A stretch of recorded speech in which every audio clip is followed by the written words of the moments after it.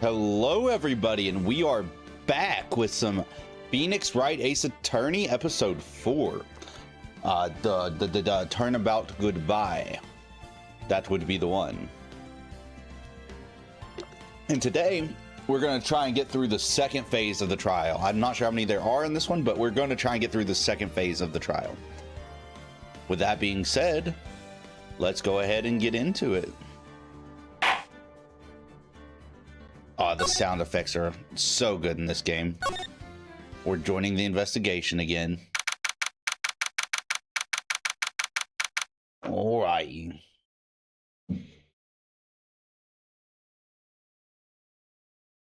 Let's see here. I'm going to double check that the stream's pulled up fine.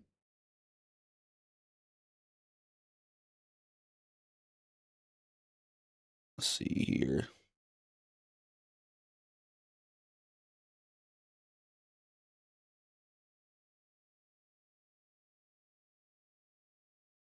Okay, everything looks fine on my end. Okay. We're chilling. All right, let's go ahead and get into it. Actually, let me get some music going too. For the vibes, you know? Courtroom. Nope, that doesn't give me anything. What's a good genre for this? Suspense? Sure, suspense.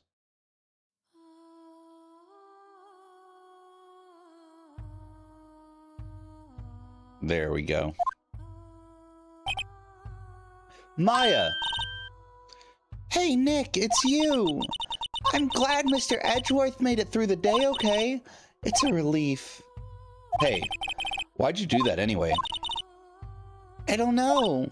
I knew I just had to do something. I know I'm not the lawyer my sister was. I'm sorry.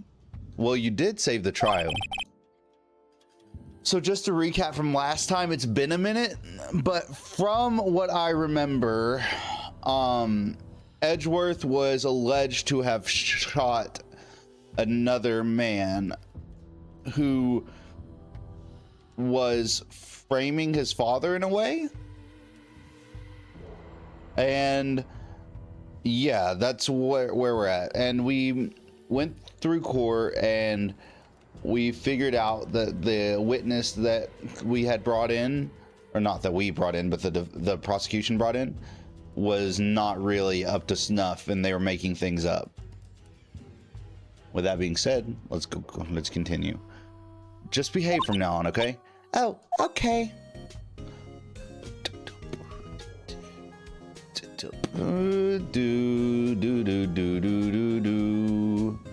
Okay.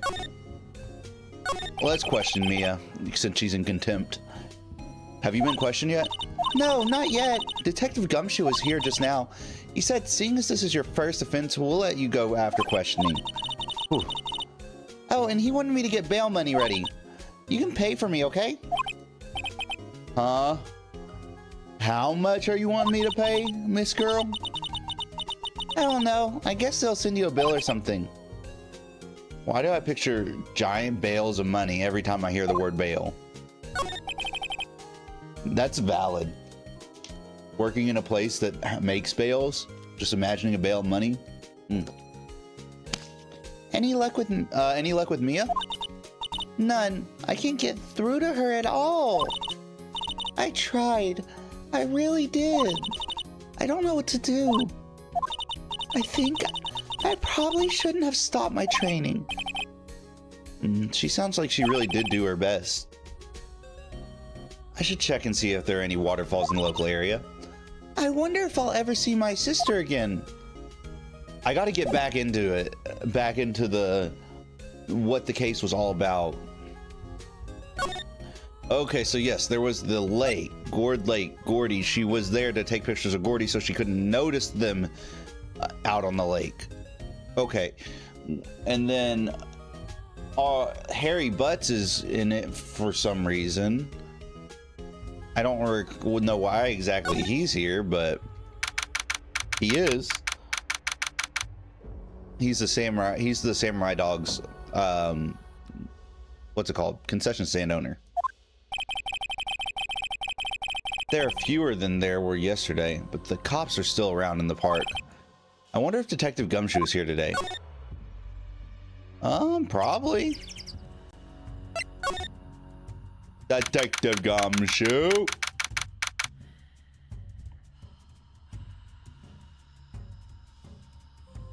Detective Gumshoe.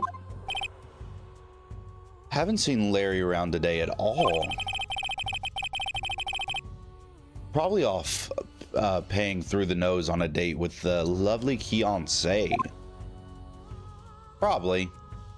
You know my boy Harry, that's what he be doing. Okay. Let's see over here. Let's talk to that lady if she's here. What was her name? Lotta? Lotta Hart? Yeah, that was her.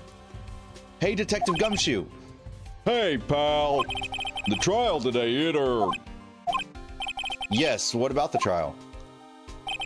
Well, I was going to say good show, but it wasn't really all that. Though, you did save Mr. Edgeworth, I guess. I just wasn't sure how to thank you, you know? Thanks. Okay, is there anything to examine here? She's still here? I don't think that she takes very good care of it with all those dents. I can't believe anyone will drive their own car down here. No camping. Anything important down here? There's food and some magazines on the sheet. It takes pretty tough skin to camp in this cold.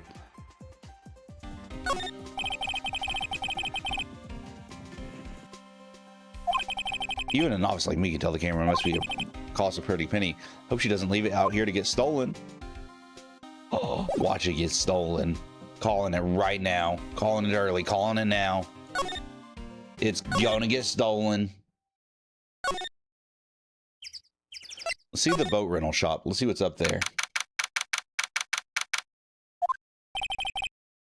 Looks like the boat rental shop is closed today. Anything interesting here? Doesn't look like anyone is around. They're probably closed because of the murder, or...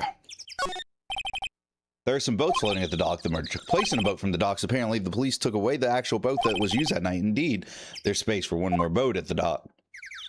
As one would expect, you know? There's more forest off that way. I doubt I'd find any helpful clues out there. I didn't examine this area super well. The trash can is empty. At least the place is well maintained. I've already said that before, sir. A hot dog stand, it's closed. The Christmas fringe looks a little half-baked. The banner reads Samurai Dogs. Somebody needs to redecorate, man. All right. Where else can we go? We can go back to the entrance. And then we can go to the Criminal Affairs Department. Detective Gumshoe's not here. Gumshoe's at the scene again today. Huh? Oh, really? He's a live wire, that one. Got into a fight with the chief for not following protocol. Not following protocol? I bet he wouldn't help them build the case against Edgeworth. Okay, so he's at the scene. We talked to him. I guess we can go back to the detention center potentially? No. We go to Wright & Co. Law Office. Sure is quiet here with nobody around. Might have to get Maya out of that detention cell soon.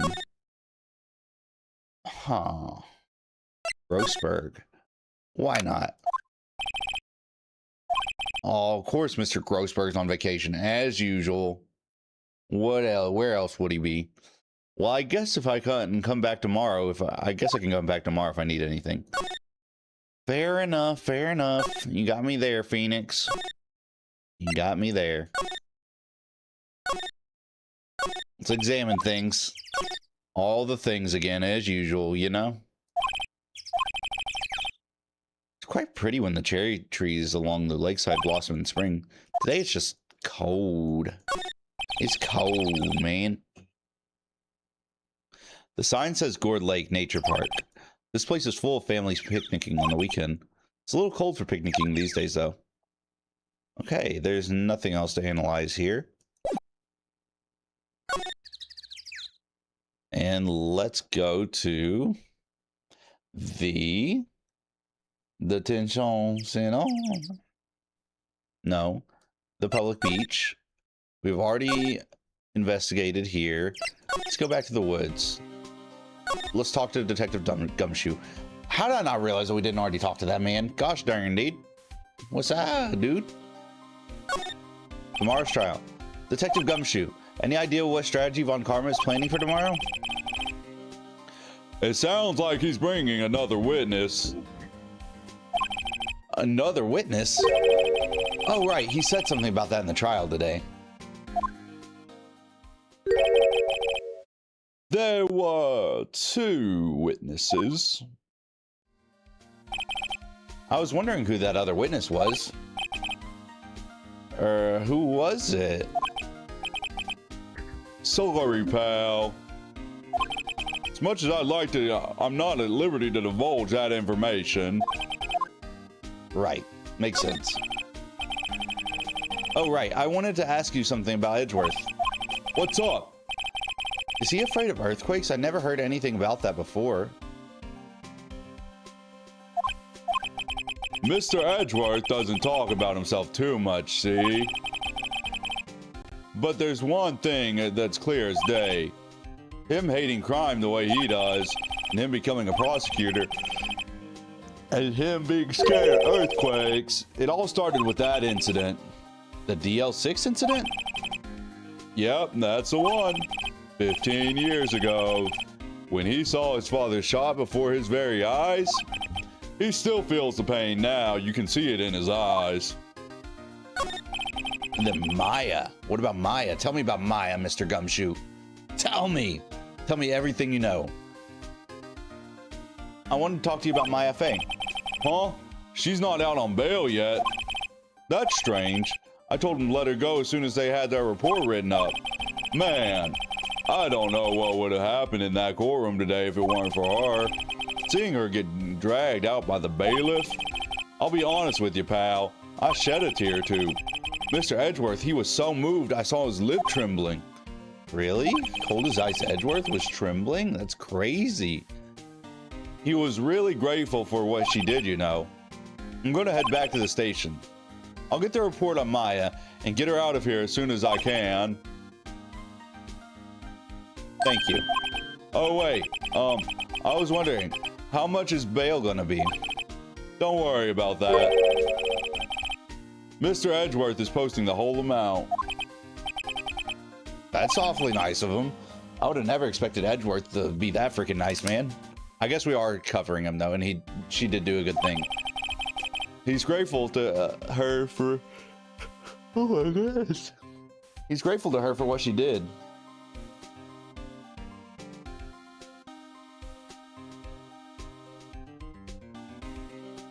What's up, Brooke? How goes it? How goes it? He's grateful to her for what she did. All right, pal. Don't forget to go pick her up, okay? It goes. I feel that. I just got off work and now I'm doing the stream. The stream. Maybe I can get Edgeworth to pay this month's rent too. Hey, if he's nice enough. Maybe if you win his case, he will. All right, let's see here. So, we're done talking to that man. Let's go back to the detention center and see whether or not they would be willing to post our bail.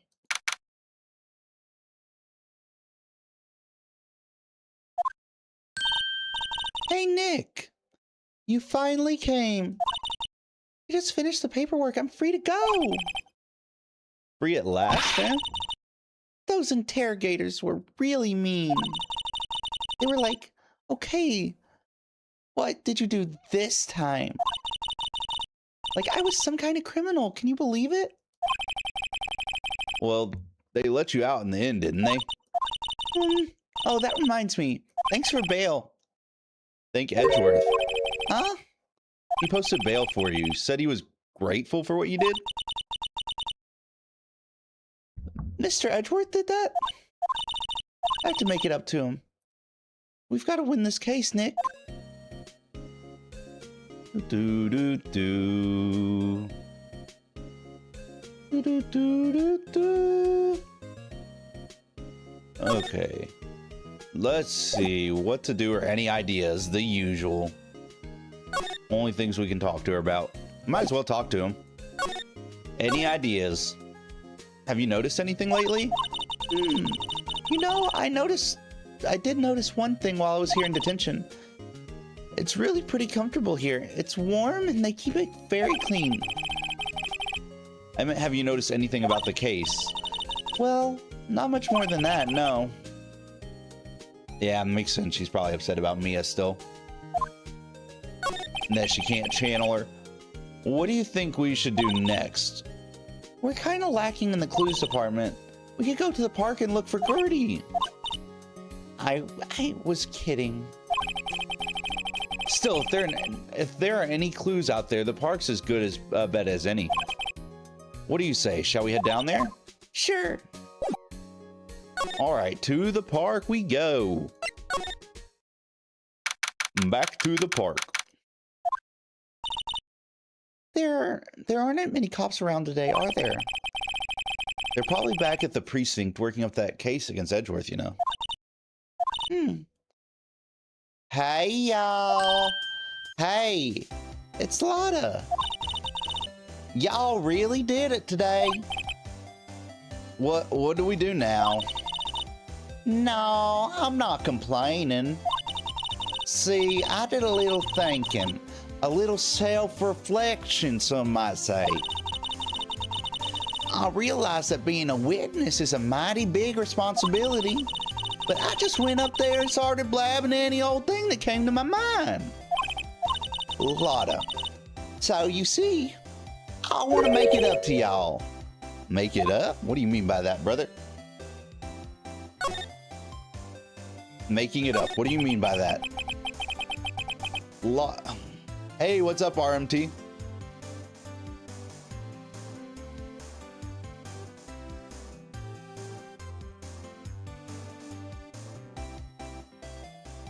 Well, that's a good dream to have. That is an excellent dream to have, RMT.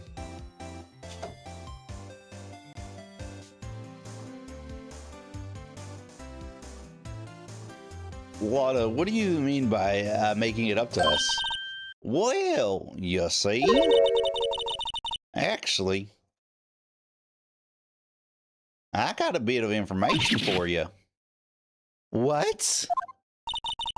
That Von Karma didn't want me to say nothing about it. What information? Now we're getting to the heart of it. See, I reckon we might be able to do ourselves a little exchange. Exchange? I don't know about this. I thought this was making it up to us. Right. I propose a little exchange to make it up to you. What? Information don't come cheap, my friend. Hey, I see you thinking my house of unsophisticated these southern folks are. It's written all over your face. Let me tell yous, most southerners are way more sophisticated than you. I'm just the exception, okay? Well, what'll it be? We gonna deal or not? What do we do now, Nick? Sure, we'll do a deal. I don't care. Might as well. Yeah, that's exactly my logic. We don't have any other ideas, so might as well make a deal with her. The only lead that we have, you know?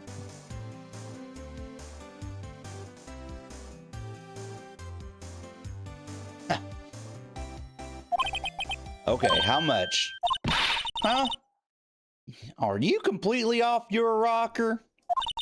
I may not be sophisticated, but I'm not trying to rob the poor now. I know, right, RMT? Huh? The only fair exchange for information is information. listen good.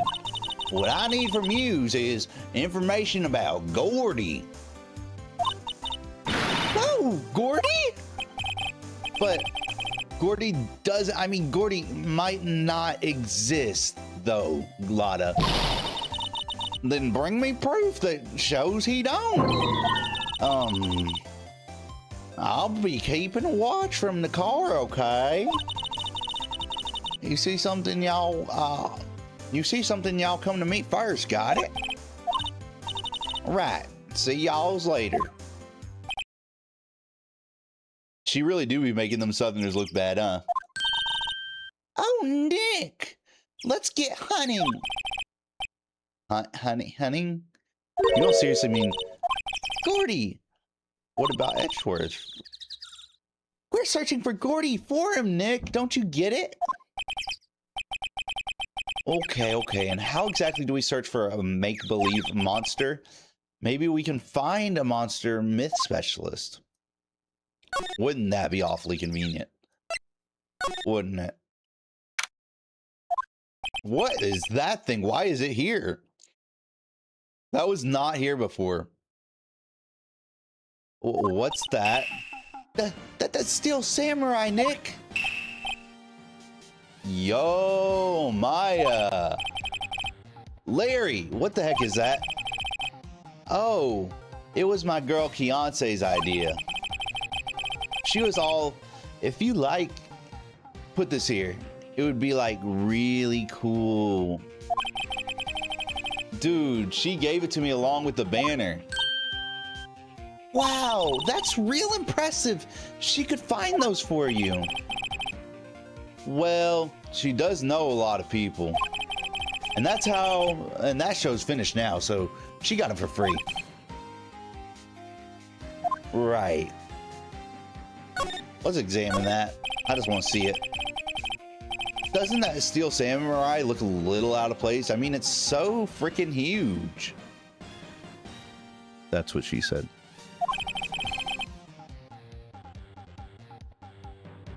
South Carolina weather never makes sense. It snowed 2 weekends in a row. Then it's gone. Then today it snowed. Faux show. Look at you rhyming out there. South Carolina weather never makes sense. It snowed 2 weekends in a row, then it's gone. No, never mind. That did not rhyme at all. I don't know where I thought the rhyme was coming from. I guess it's good advertising. Something about this Steel Samurai just doesn't work for me. Huh? Really? It looks pretty well made to me. Still a novice, aren't you, Nick? Really, true connoisseurs like Cody and me don't fall for this kind of stuff. These Steel Samurai fans are obviously in a league of their own.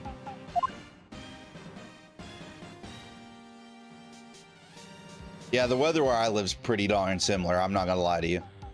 What's that thing? An inflatable thing? What's this machine? That's a compressor. I used to fill up the balloon here with air.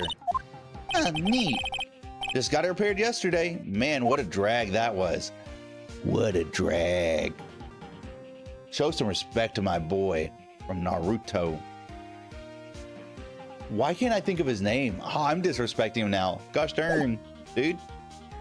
Okay, so let's see what's well, actually, let's talk to freaking Harry. We haven't even talked to him yet.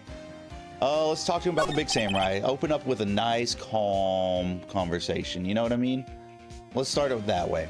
I think that's a good idea.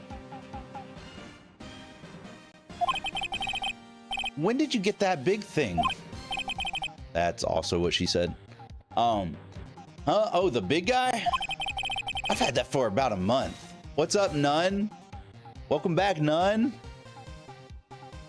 I've had that for about a month, yeah. It's a big hit with the kids. Why wasn't it there yesterday? Huh? Oh, right. The compressor was busted. Compressor. Yeah, that little old unit by my hot dog stand, that's what I used to put the air in the Steel Samurai. Broke a little while ago, so I sent it in for repairs. Oh, and here I thought you'd inflated it by yourself. Today it was warm enough to go out in shorts, and then all of a sudden snow for an hour, and then 30 minutes later temperatures drop, and next... That's kind of crazy. That weather pattern?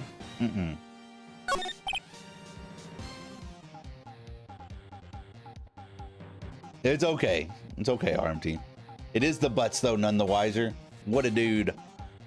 Yo, Nick. What happened with Edgy Boy? Well, we made it through the first day in court, all right. I don't know how good our prospects are from here on, though. Huh? Hey, Larry. Did you know Mr. Edgeworth's secret weakness? He's terrified of earthquakes. He acts like a little boy. Huh. That's weird. I don't think he was ever like that in school. No, really? Well, we're only in the same class for a little bit. He transferred schools pretty quick. Transferred? Around whenever the DL6 incident happened. Doesn't look like Larry knows about it, though. Okay. Let's go to the woods. It's Lottie, y'all. Hey, y'all. Well, y'all find anything about Gordy? No, nothing. Well, keep moving. It gets cold out here at nighttime. What's up, Electric Wolf? It's a little chilly. I think I have a sneeze. Whoa, no you didn't.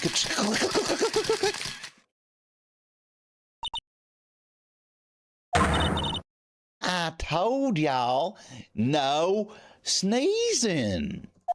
Goodness gracious, y'all. See, I set the camera to respond to things a little softer than a bang. It triggered on one of Von Karma's finger snaps now. Oh, I'm sorry. Yeah, well, sorry's nice, but what about my film? Nick. Let's go to the boat, see if we can't take the boat out on the lake. Let's see if it'll let us. The boat shop owner won't know. The boat rental owner won't know. What's the harm? In a world ravaged by aliens, trying to figure out the true culprit of this crime. Hey, I have a quick question for you guys. Do you like scary movies? I don't know why I'm getting distracted with that. Okay, my bad. It's always so quiet here. I wonder if the boat shop is closed for good. Well, with the murder on the lake and all, they're probably just taking vacation until it all blows over. I get it. Okay, can we take a boat, please? Please? The murder took place in a boat from this dock. It kind of sounds like a Wolverine impression. Oh, is that right, bub? You calling me Wolverine? Bub, don't mess with me.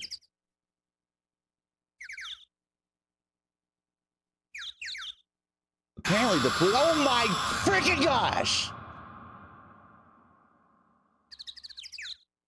Mmm.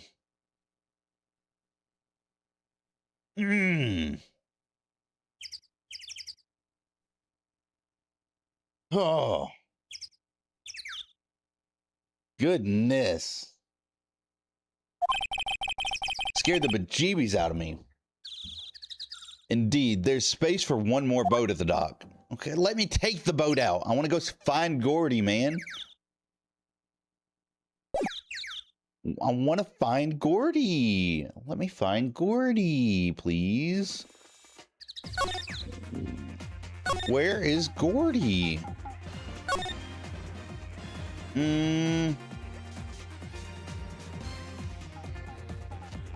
Where is Gordy?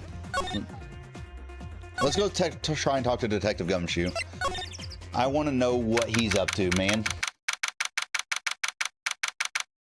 I want to know what Detective Gumshoe's up to. Hey there, pal. What's up? You look out of sorts. Wait, you didn't go do something that's gonna hurt Mr. Edgeworth's case, did you? FNAF's jump scares don't scare you anymore? Well, I'm not there yet. FNAF's jump scares still freaking... Hi, how are you? Oh, I'm doing great. Except for the heart attack that you gave me. But yeah, no, they still get me. Wait, you didn't go and do something that's gonna hurt Mr. Edgeworth's case. What do you mean again? Whatever. Have a seat, pal. I'm here for you. If you need anything besides money, That is. Mmm. Mmm. Mmm. if besides money, that is. Okay.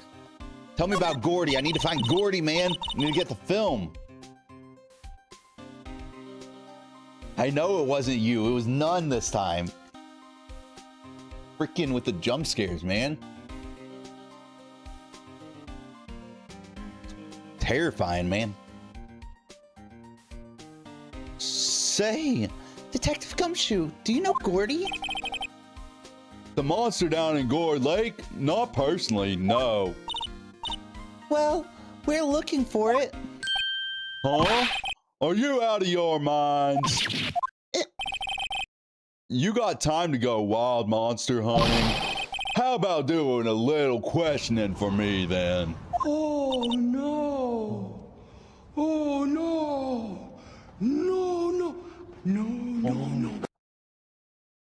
Oh, Detective Gumshoe is scaring me, Nick. You would have to do it on you'd have to use blurps.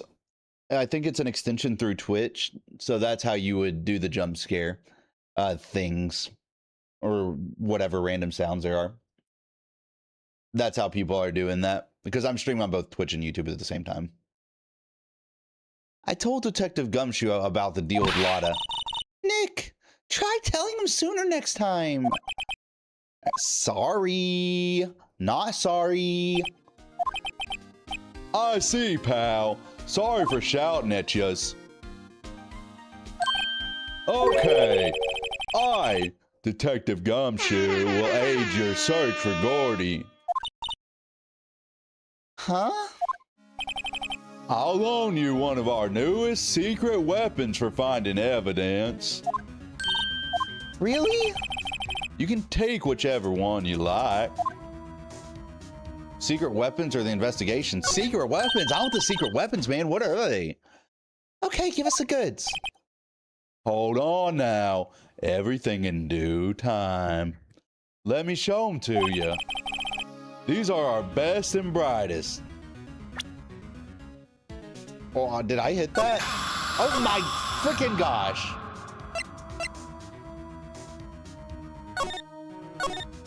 I don't know who that was that time. I do not know who that was that time, but it freaking scared the bejeebies out of me again. Introducing Secret Weapon 1, Missile. What is he planning to do here, man? Goodness. Is he planning to freaking shoot a missile into the lake, dude? Gosh darn, dude. Missile? He's a canine police dog, still in training. Missile, missile. Oh, wait, I can't whistle, apparently.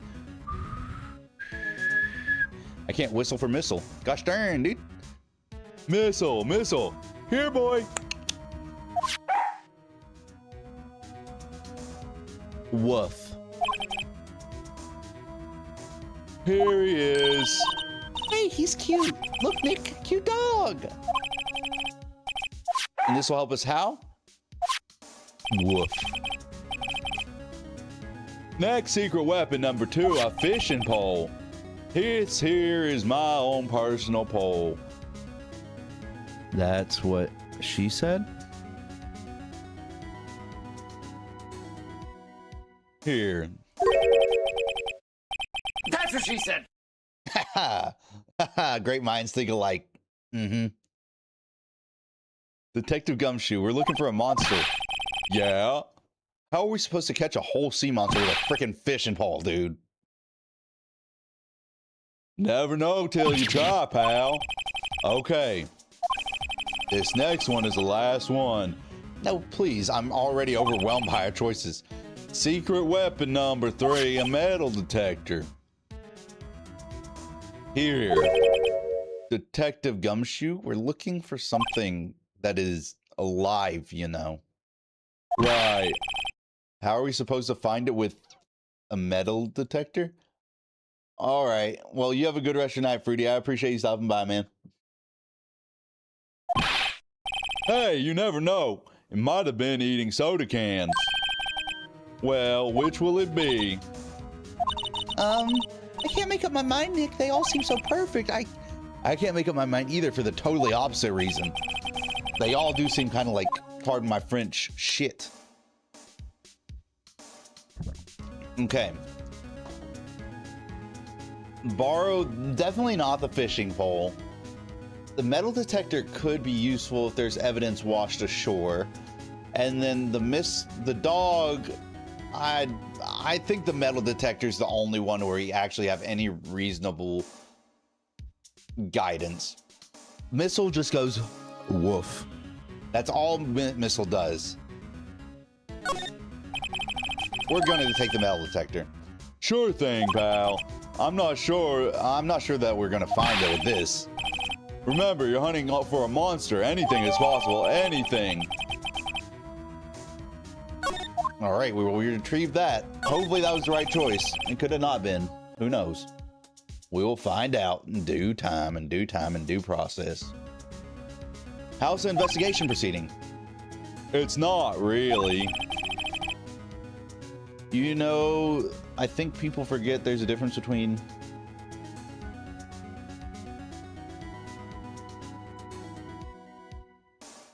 They are two different individuals. We have another meeting coming up. We're supposed to talk about Mr. Edgeworth's motive. His motive? See, Mr. Edgeworth's father died in the DL6 incident, and the guy who got the lone suspect declared innocent was the victim in this case. Robert Hammond. They're saying that's why Mr. Edgeworth shot him. And Edgeworth never talks about his past. I bet they'll drag that out and hit him in court tomorrow. Poor Mr. Edgeworth. I gotta admit, it doesn't look good, pal.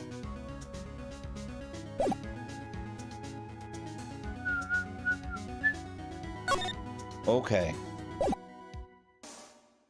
Let's go to the Gourd Lake and see if we can't dig anything up with the metal detector. Let's try her out. Okay, public beach. Hawk? Wait, what if I present him with the metal detector? Do you think he'll do something about it? Do you think that he'll do something if I present him with it? Aw. Dang it. Is who Superman in a disguise? It's me. Okay, why is his why is he doing that with his hand? Okay, present. I'm gonna present the metal detector to every single person I can. Hey, Lotta, look at this. It's a metal detector. I know what it is. I'm not sure that's gonna pick up Gordy though, unless he's been eating people's watches or spare change or something. Oh, I hadn't thought about that. Can I go get the other things now, please and thank you? Okay, is there anything to examine? There's that, but that's not gonna tell us much of anything, I don't feel. The trees grow quite thick there. Further back, the trees fade into the shadow where the sunlight can't reach them. Okay. Okay. We haven't been to the boat rental shop yet again recently. Oh, it's going off. It's going off. All right. Nick, it's beeping. The metal detector's found something. Oh, yeah, you're right. That was a good one, RMT. I like that one. You mean hairy butts? Dang straight. Sure is loud enough about it. Go check it out, Maya. Why do I have to check it out? Nick? Look. Huh? An air tank? Oh, that brings up so much more that's possible. They could have been under the boat and that could explain. Well, no, the gun doesn't work underwater like that. But they could have came up from under the boat. I don't know. Or, no, not even came up from under the boat. I'm thinking way too in depth. They could have popped up out of the water and just, you know? That could have been with the boat and then snuck the gun into the boat. But no, he was still holding the gun. I don't know. We'll see. We'll see how it unfolds. We'll see what other evidence we get. That's going to be the true determinant. I thought it was Gordy. Maya, first of all, why would Gordy be in bushes whenever it is a sea creature? You ever think about that? And second of all, why would a metal detector react to a sea monster? Oh, that's what I just said. Oh. Huh? There's something wrapped around this air tank. A bunch of Keonce did it. Keonce did it. Oh. Those were the same banners that were on the freaking samurai's thing, the samurai dog stand. Looks like a string of flags. Well, we might as well take it with us now that we found it. It is pretty heavy. Air tank of dubious value retrieved. Empty air tank. The valve is open and a banner of flags is wrapped around it. Okay. Public beach. I want to present this to him. Let's see what he has to say. What? An air tank? What about it? Larry, I wanted to ask you about this tank. Have you seen it before? Don't ask him, is it his? There's no conclusive evidence that it's his, but have you seen it before is more open-ended and can open up the possibilities for what he can say reasonably. Have you ever seen this before? Huh? Me? Never. Who the heck would go diving in the middle of the winter? There's something about the way his eye twitched when I showed the tank. I think I'd better pursue this line of questioning a little bit further. You have a good way to find Gordy? Would be to get a sheet of metal and attach it. And hope Gordy eats it and then use the metal detector. You're right. That's genius. Let's get this man. Let's get this man in NASA. Let's get RMT in NASA. Yes, sir. RMT belongs in NASA, man. That kind of logic. That's a person I trust sending us to space. Okay. Let me try examining the string of flags. Just to see.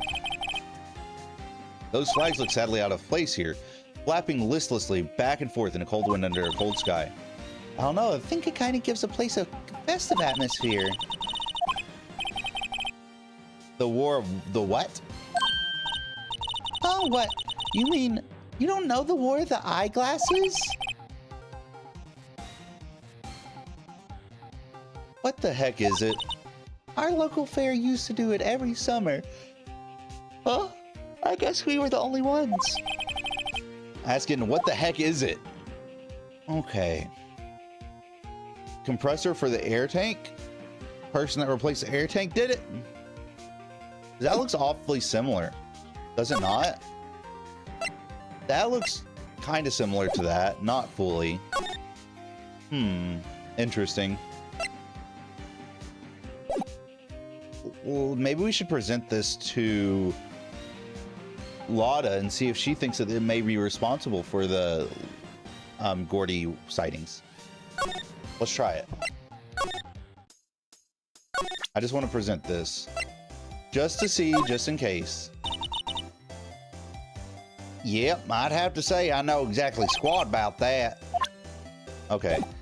Maybe we take it to Detective Gumshoe then.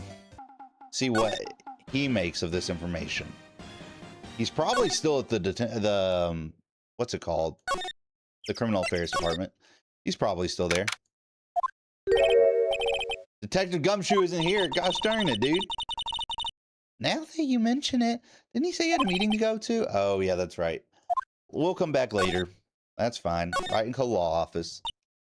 Fresh air. Behave yourself in the courtroom tomorrow, okay? But misbehaving's so much more fun. It's not gonna be so much fun when Edgeworth refuses to pay your bail again. Right, I'll behave. Oh, dearie. Oh, dearie me. Let's try Grossberg, see if he's back yet. Nope, Grossberg is not, in fact, back yet. Okay, we'll go to... where else do we have to go? I mean, there's a detention center. Edgeworth is currently in questioning. Let's come back later. Okay. Okay, now here's where we start getting stumped. Not really stumped. I'm not stumped yet. I haven't went through my options yet. We probably need more evidence. A gumshoe sounds like a good candy, like a chewy one. Possibly. Could be. Potentially, you know. Okay, so detention. Nope. Public beach. Can't talk to him about. Do I try presenting it to him again, seeing what he has to say?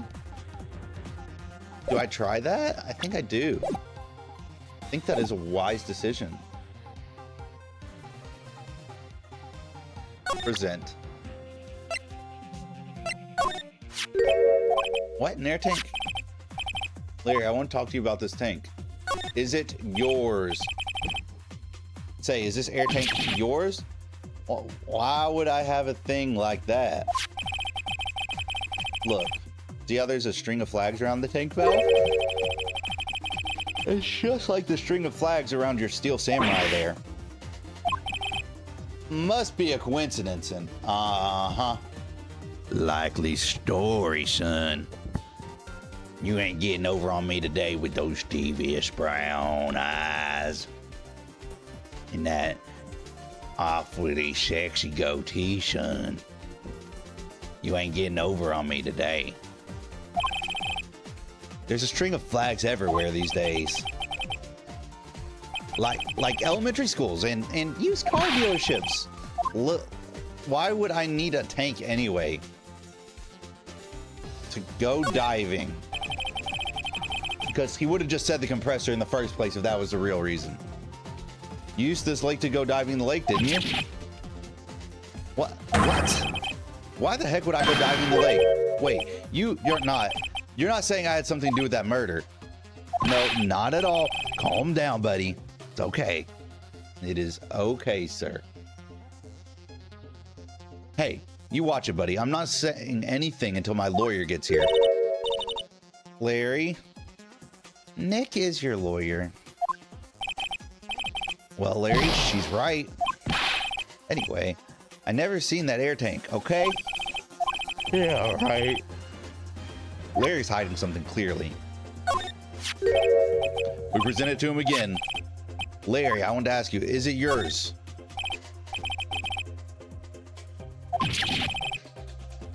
Why would it have a tank like that? Okay. Let me ask the other question. To inflate something. You used this to inflate that, didn't you? Inflate what?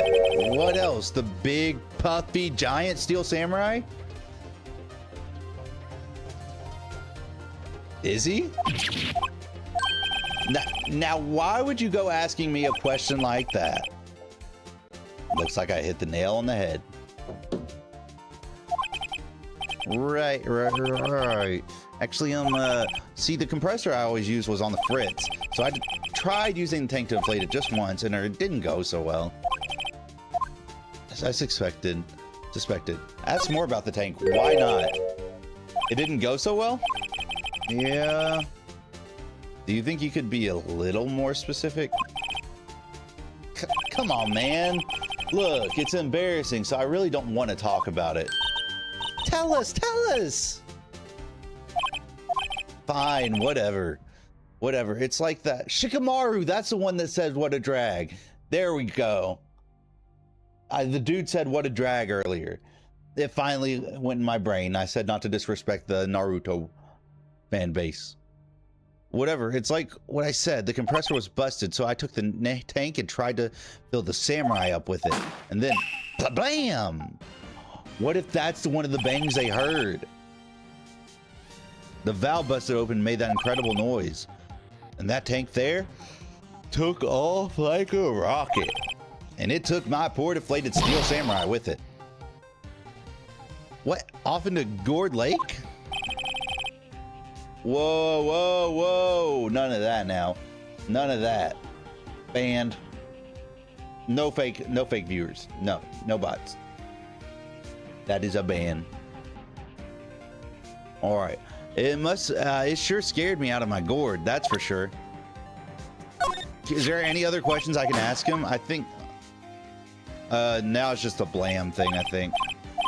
Okay. So, with that being said, that could account for another large bang sound that they heard that night. Not the gun itself. That that answers my question that I was wondering the first time. Yeah, exactly. You get it, RMT. That answers my question that I was asking the first time. How did it take a picture while he was holding the gun if no shot was fired? Because Larry was filling up the balloon, it popped and made a loud noise. It's all coming together now.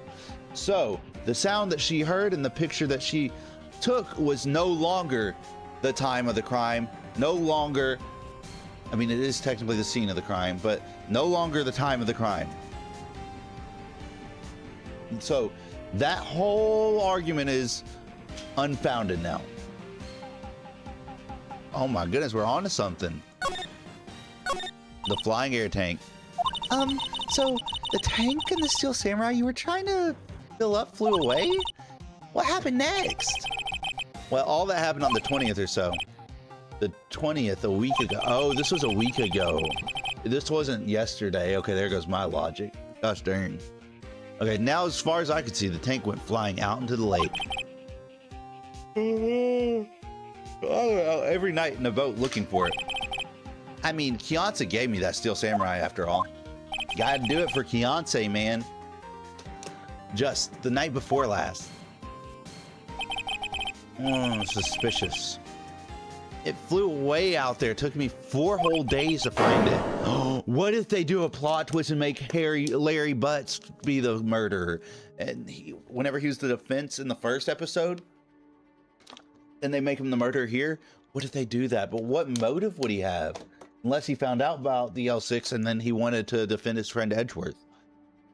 Maybe. The night before last was the night of the murder. Sorry for not telling you, Nick. Actually, I was here on the night of the murder.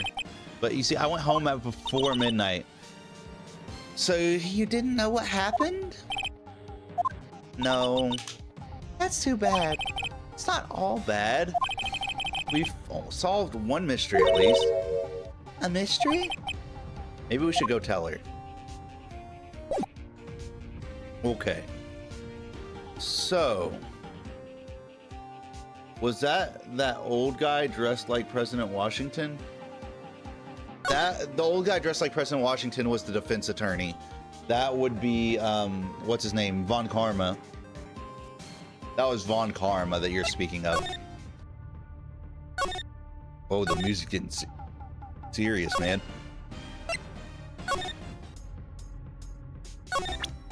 I have a tank to present you. This is going to give you all the information you need about Gordy. Oh, she don't know squat about that. All right. Maybe Detective Gumshoe may be very well done with his meeting by now. Let's go see if Detective Gumshoe's done with his meeting. Nope. The answer is nope. Detention center? He did suggest I go talk to her about it in person. What to do?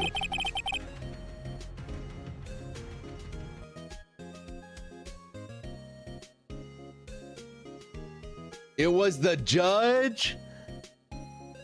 No. No. Well, what should we do? I don't know. I've been in detention the whole time. I think I'll decide what we should do. Deal? Oh gosh, what did I click? Oh gosh. Well, any thoughts? What you want to share? Well, I was in detention all day. I think I'd like more time to think. Oh, goodness. Okay. So, it looks like an ear, that necklace. Anyways, I'm getting distracted. Would you try Grossberg? Nope. Nothing there. Still, as usual, every time we go there, there's nothing there. Okay, let's go to... Went to the Criminal Affairs Department. Nobody there. We went to Grossberg. We went to the detention center. I guess only other places we can go are Gourd Lake, aren't they? Is there something else that we can present? Or I guess I could present... I guess I could present Harry with the loud sound or the article. Maybe that's what it was? That's the guy that's selling my dogs faster than I can cook them. Do you think Gordy really exists? Nah, I think someone probably saw something that they just thought looked like Gordy. That's probably what happened. But I'll keep selling samurai dogs until the truth's out. Sorry, Nick. I don't know much about that. I'm a mere seller of hot dogs. What could I present? Overhead map? No. Lotta's deposition? Oh, maybe this? No.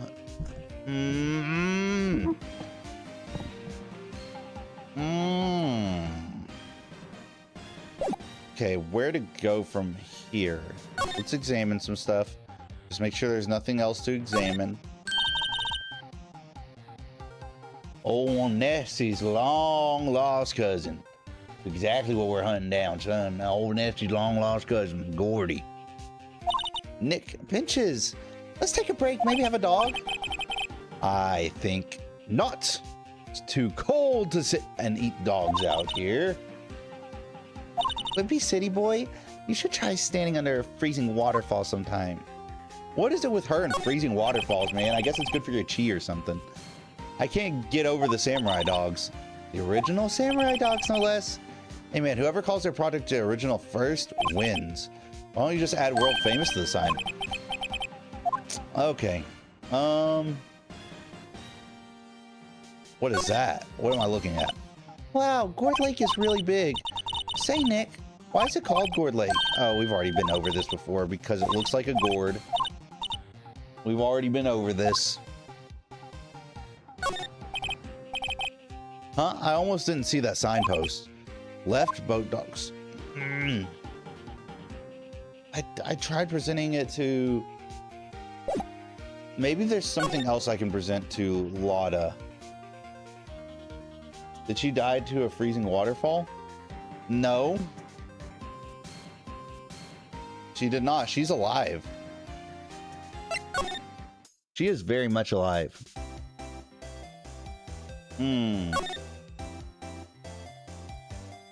Let's talk. Oh, I haven't even talked to her yet, dude. What am I doing, man?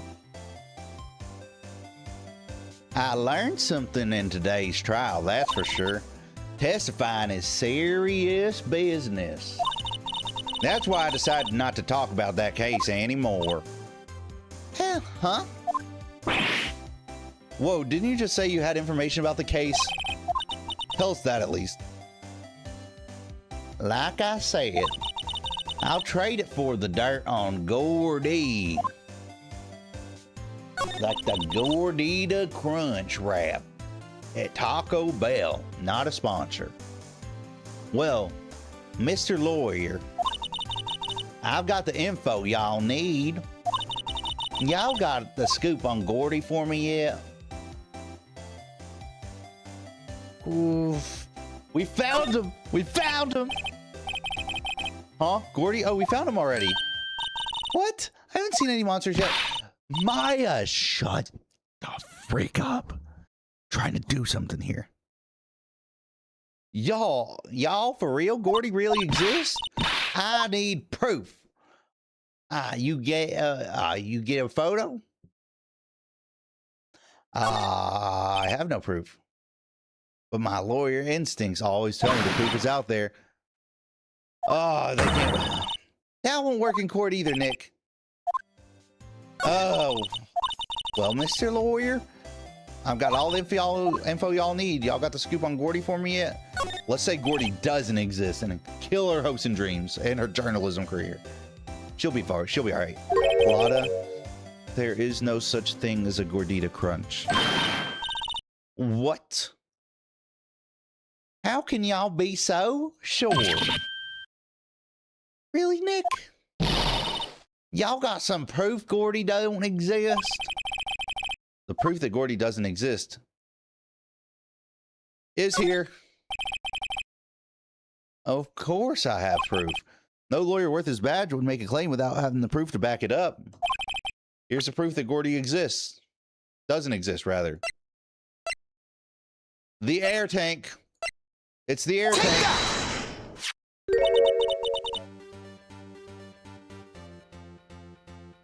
Exactly. Good man, RMT. Good man. Larry's air tank? What are y'all doing with an air tank? This is Gordy. Excuse me? What exactly are you saying, Nick? There's a stand near a hot dog stand. There's a giant inflatable samurai doll there. About a week ago, an idiot who happens to be a friend of mine tried to fill it. He used this air tank, and when the valve blew, the tank flew into the lake. Apparently, it made a pretty loud bang when it flew. A bang? The tank, along with the still deflated samurai, fell into the lake. At the same time, that's Photoshop. That is so Photoshop, man. Couple is taking a photograph of the lake. This photo.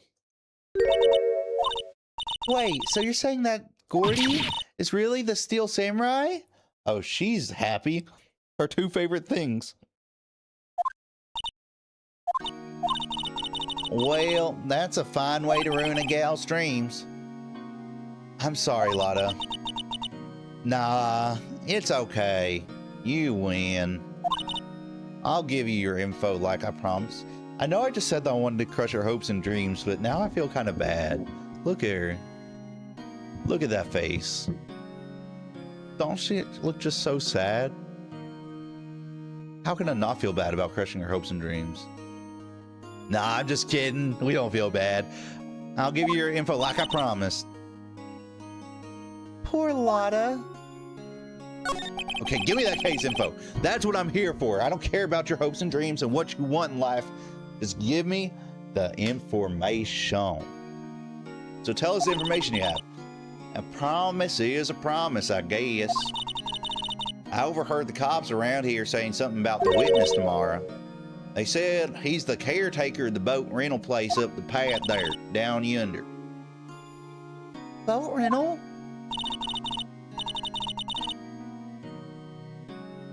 That would actually be kind of a fire name, though. Gordy's Dogs and Fog. That would actually be kind of a fire name. I'm not even going to lie to you. That would actually be really kind of fire. There's someone there. I mean, it looks so deserted. Just an old guy living all by himself. Y'all should go check it out. Checked it out so many times it has to knock on the door. They don't do it. They don't. Thanks, Lotta, we will. Let's get cracking, Nick. Hold on. Something else? Yeah. The night of the murder, my camera clicked. Twice, you know. Wait, so you have another photo? Well, yeah, but there's nothing in it at all, just a lake. I figured it wouldn't be much use as evidence, so I kept it to myself. Well, it might not be helpful at all, but here, take it.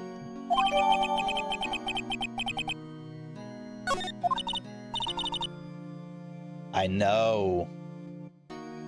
Bye now. Y'all take care. Time for me to pack up and leave. Hey, since we're in the woods, he's about to make like a tree and leave. It's a good one. Poor Lotta. It's all Larry's fault. The legend still lives on, I guess. The legend? Yeah, the legend of Larry. Familiar to all who know him for any length of time. When something smells, it's usually the butts. Can confirm. Someone should whip that butts into shape. Okay, let's go to the boat rental place. I know, right? It's a good one. Okay, let's see what the boat rental... Oh my freaking gosh. Webby with the jump scare? My goodness. Be getting me, man. All right. Boat rental shop. Hey, Nick. This is the boat shop that Lotta was talking about. You're right. Doesn't seem to be anyone around at all. Well, let's go check it out anyway.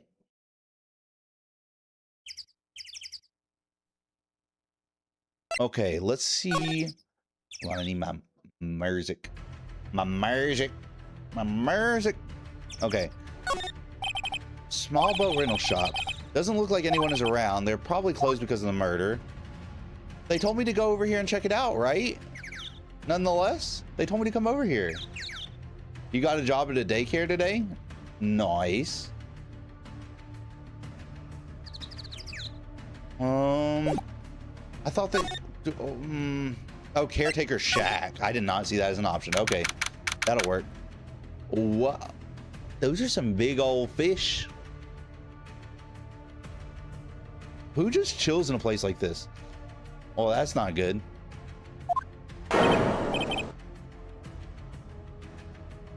He looks like a smoker. Okay. Meg, that you? Hey, is that Keith with you? Where have you two been? I've been worried sick. Nick, you handle this. I think I'll leave this one up to you, Maya. Meg. Yes? Finally made up your mind, have you? My mind? You'll run the pasta shop when I'm gone, right? Pasta? Glad to hear it, glad to hear it. You make your old man so proud. When you kids left the house, I didn't know what to think. How am I supposed to keep this place running, an old man like me? Polly, the kids are home. Hello. Nick, what was that? A parrot, the one on that perch over there?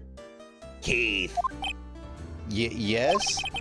I leave the wet noodle in your capable hands, sonny. Nick, what's the wet noodle? That's what she said.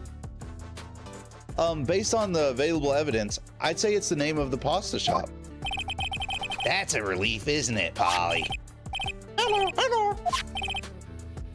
Yeah. He fell asleep. I guess he's relieved.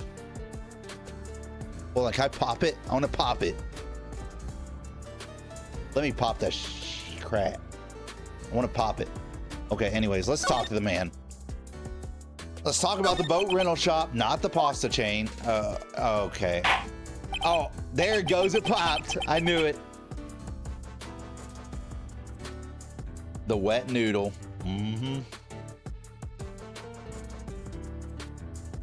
How are you doing today, Webby? This is a boat rental shop, right? What are you talking about?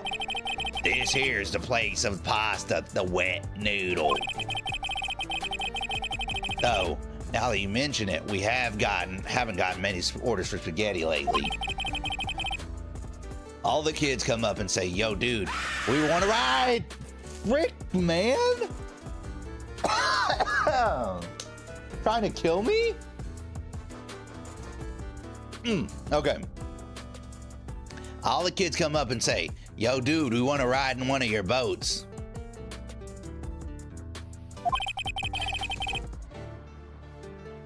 That's why I keep them boats out there. Youngsters these days, darned if I understand them. I'm pretty confused myself, too. Nick, this isn't going anywhere. But this old man is the witness tomorrow, right? Gotta find some way of getting information from him. The pasta restaurant? A pasta shop? Yep. My father started it, you know, so that makes you two the third generation. Meg. Yes? Tomorrow we'll start with the secrets of dough tossing. Dough tossing? You too, Keith. Yeah? You'll be the best pasta wrangler the West has ever seen. Pasta wrangler at the West? Is it pasta from Italy? Meg, that is not the pasta making spirit, Meg. What do you think you're doing? Can I really trust this pasta shop in your hands? Yes? You know the best pasta's always been made west of the Rockies, don't you?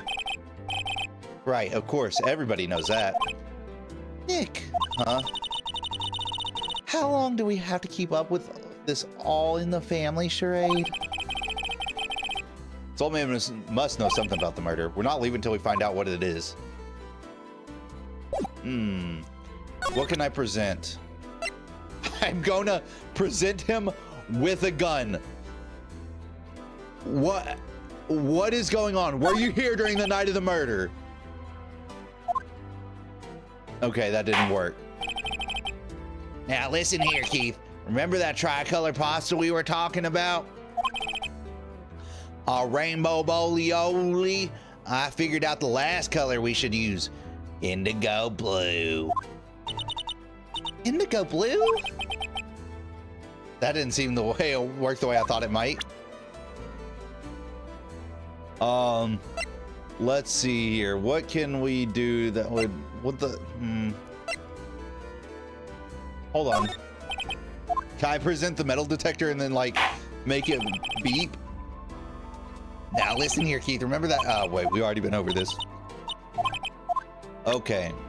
There has to be a way to wake him up. Let's examine the room. Oh, the parrot. Let's talk to the parrot. That'll probably wake him up, right? I think so. Wow, what an amazing parrot that is. Good morning. Hello. It ignored me. That was kind of rude of it. What you forget, Meg? You gotta call her name first. Indigo and blue are the same color, borderline, I would say, personally. Like, have you ever seen the crayons? I was not able to tell the difference. Her name?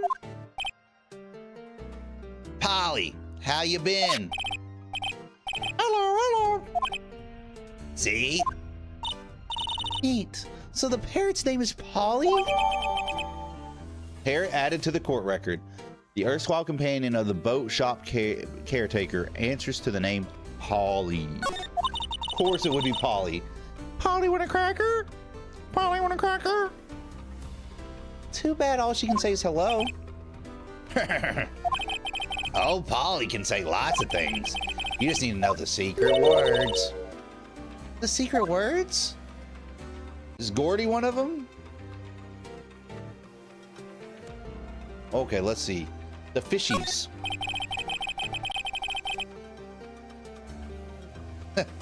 Fair enough. Fair enough, RMT. Wow, there's lots of various fish in the Gourd Lake, aren't there? Something's funny, Nick. All these fish are saltwater fish. Why does she just randomly know that fact? Wow, he has a television in here too? This fishing pole looks expensive. Look, Nick. He has an electric blanket on his table. It looks warm. That's a great idea. We should do that at the office. We can sit down with our clients, snug and warm, and drink hot cocoa. And what? Talk about murders? Oh, you're a party pooper, Nick. What are the secret words, I wonder? Looks like a kitchen unit. It's pretty clean. Funny he doesn't look like the type of person who would keep things tidy like that. You're forgetting Nick. He's running a pasta shop here. He is running a pasta shop. I don't think this is passing codes. I'm going to be honest with you. I don't think this passes any health safety codes by any shot. Okay. Can we talk to him? Polly. Ah, there we go. Now we're on to something. My memory's gotten worse of late. That's why I just tell everything important to old Polly here. Everything important? I wonder. Polly, what's the number to the safe? 128. 128? All right. Hey, Polly, watch it, will ya? Oh my freaking gosh. Goodness. See, Nick, all it takes is a little clever thinking and a criminal mind. quick, Nick, write that number down. Hey, don't get me involved in your little heist schemes. We have the code to the safe now. Where's the safe at? Let's open that thing. It's locked. Well, we have the code. Don't we have the code for it now? Polly! Don't we have the code for it now? Is that in like... Let me open the safe, please.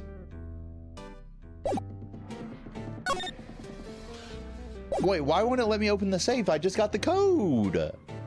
What kind of BS is this? I know it's locked, but I could get the safe code.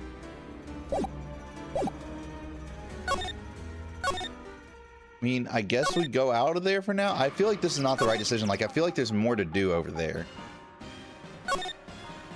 I'm thinking, at least. I want to go check and see if Detective Gumshoe's back yet. Probably not. Nope, not by any stretch of the imagination. Anybody at the detention center? Nope. I'm just double checking this to make sure I'm not missing anything so far. Back to the Wright & Co. law office. Okay, no, I think that we were on the right track with that. We need to open up the safe. And then we will get to where we need to go. Gourd Lake Public Beach.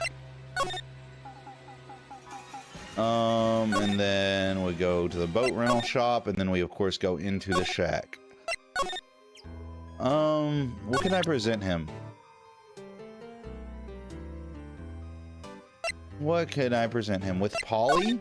Will Polly wake him up? Now listen here, Keith. Remember that trial? Oh, we've already been over this. The rainbow old wheelie oly.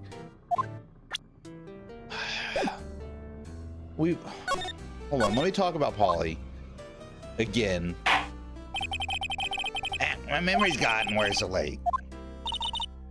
Everything important? I wonder. Polly, what's the number to the safe? I should probably remember that. 1228. 1228. Hey, Polly, watch it, will you? Okay, well, we have the code now. So that means we can open it. Let me open it. Am I wrong? There's nothing else to talk about. Is there something else I can present? I guess I could ask him about the photo, right? Now listen here, Keith. Ah, my goodness.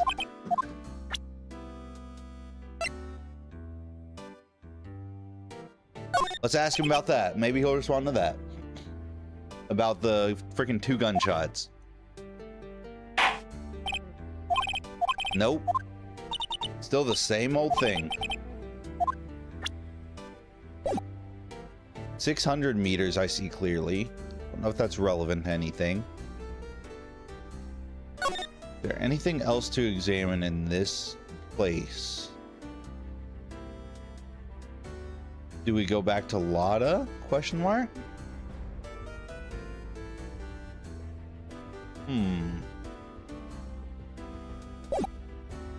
It doesn't let me do anything with the safe though. Can I click on it and open it? Doesn't let me present it with like a save code or anything. Let's go see what's up with oh my. Eventually I'm going to be immune to those. Eventually. Okay, so let's check out the woods and see if anything's up. Oh, she's not even here, bro.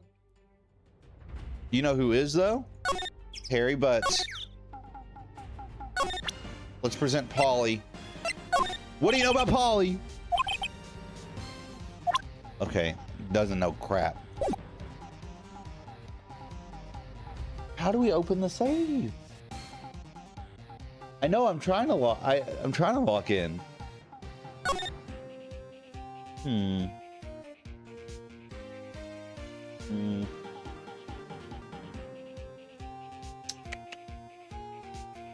Boat rental shop.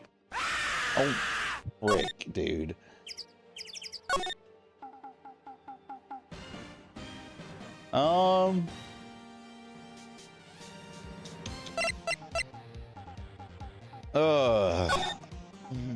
So I feel like we have to go to the boat rental shop when it's FNAF 3. Probably it'll be. I'm going to be playing Satisfactory tomorrow, and then probably FNAF, and then Dispatch. Yeah. Satisfactory tomorrow, Dispatch Sunday night, and then on Monday night it'll probably be FNAF 3. That is the plan. All right. Caretaker Shack. And that stream on Sunday will be after the Super Bowl, as I will be watching it. Okay, Caretaker Shack. What am I missing here? I know that there's something I'm missing. Do I just try presenting everything? Look at this woman.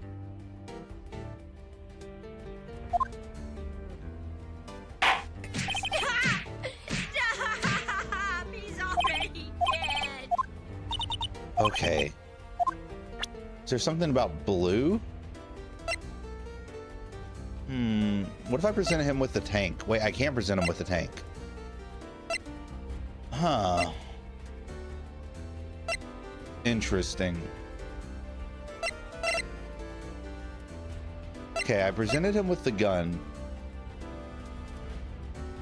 Alright, will do. You have a good rest of your night, RMT. I appreciate you stopping by, man. Okay. That didn't do anything. An overhead map? I doubt this is going to do anything either. Now listen here, Keith. The tricolor rainbow yoli. Oh, goodness. Goodness gracious me, oh my. What am...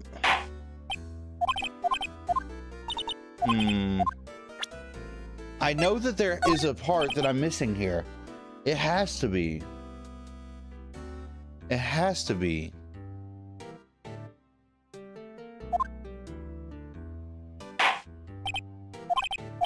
Okay, no matter what I present him, he's just gonna do the same thing. We talked to him about Polly. Polly gave us the code for the safe. There's no other place to move to. The parrot? I mean, it doesn't let me do anything exactly with the parrot. I can present the parrot to him.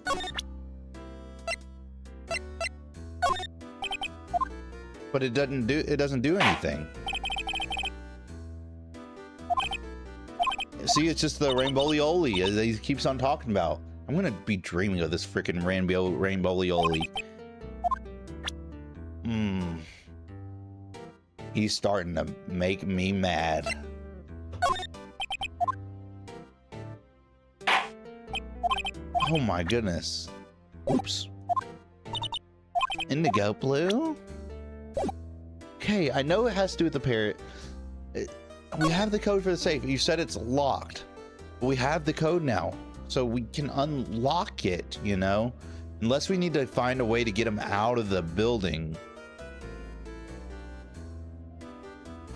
Oh, do I need to find the Rainbow-Lioli? Oh. Do you think that's what it is?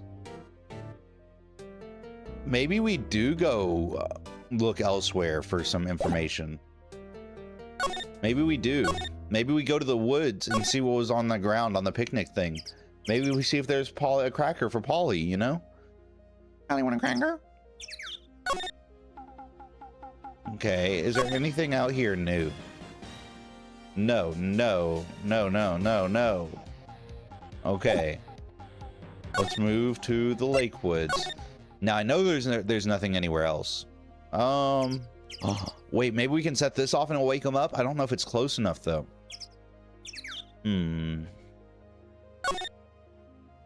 No. Is there any Rainbow-Lioli down here? No Rainbow-Lioli. There's a no camping sign I can look at again. Sign says no camping. No, what did I just say? English is hard. Funny place to pick to pitch your tent. What if the sign said no setting tents on fire? I don't think they have signs like that, Maya. Hey, Nick. What? Don't tell me you're hungry again. No. Nuh-uh. I was just wondering, why are camping pots and pans made of aluminum?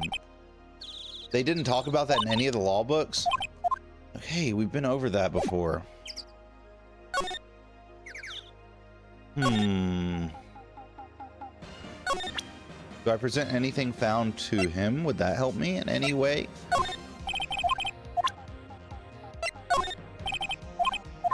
I'm just trying to see if I present things to him if it helps me in any way. Because at least he gives a quick response.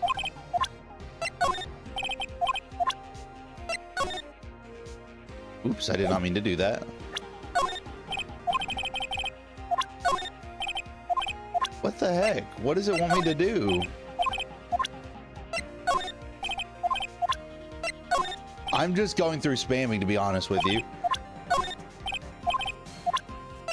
What does it want me to do? Oh, maybe I show him my attorney's badge. I think that's a good call.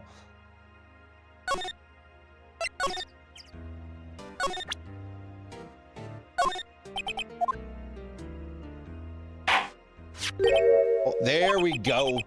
Took me damn long enough, but we got there.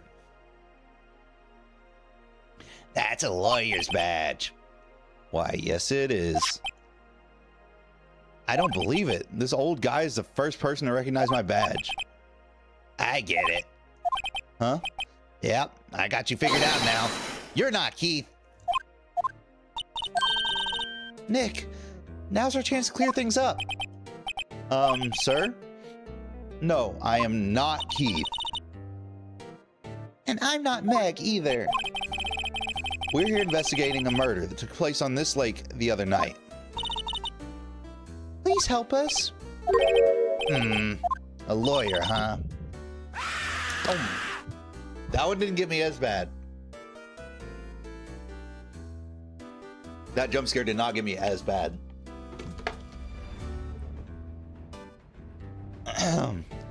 Please, mister. All right, I'll help. Wait, ooh, whoa. But on one condition. What's that? When this case is over and done, you'll run the wet noodle. Guys, if I promise to run the wet noodle, he ain't gonna remember a thing. You know? So what's the point in telling him we can't promise that? We'll tell him that we can. Yeah, let's promise him. Okay, we promise. Nick, are you sure about this? Also, who wouldn't want to eat Phoenix noodles? I guess so. That's my boy. Good for you, Keith.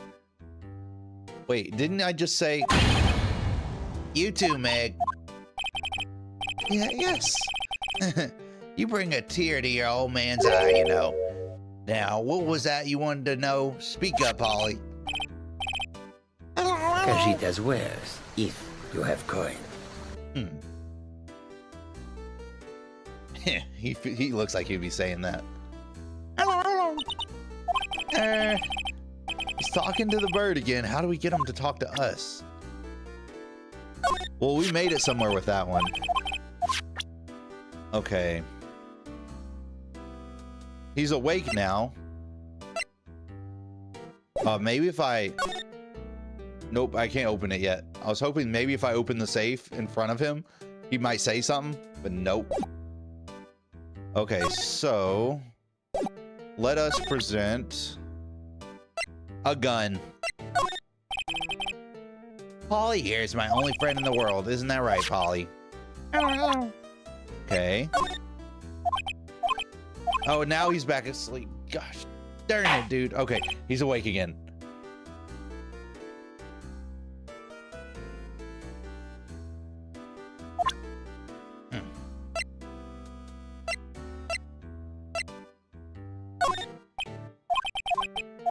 Okay, he fell asleep again. Oh my goodness. Okay. Gordy? You know about Gordy? No. Okay, he does not like being presented any of this information. I'm gonna keep it on 100% with you. Maybe if I try and examine the thing again, it will... Maybe if I try and examine the freaking lockbox again, it will let me open it. Wait, what did he say this time? Sorry, I missed it. Now, don't you go opening people's safes without their permission, Meg. Maybe later. Oh, maybe we need to get him to go back to sleep. What if we need to get him to go back to sleep? Oh. Oh, the electric blanket. The electric blanket. We could put that over and make him tired. Then we win.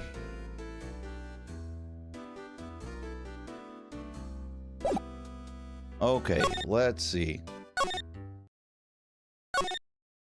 I still think that everything that we need's in here, and we still need to be doing something with them.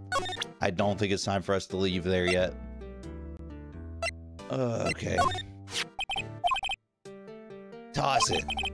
I think I'll hold on to it if you don't mind. Okay, I showed him all this stuff. I mean, I didn't show him the gun, I don't think, since... Oh, wait, I can ask him about the 2 gunshots heard just after midnight. Nope. Nope, I can't. I can't ask this man anything. He is infuriating me to the maximum extent that a man can be infuriated. Oh my... Bro. Bro. What is this man on? Why is he not listening to me? Maybe we talk about Polly again? Everything important, I wonder. Alright, the safe number. Hey, Polly, watch it, will ya? All it takes is a little clever thinking. I was hoping maybe that would revert him back to sleep and then he would let me... I'd be able to go get the safe, but no.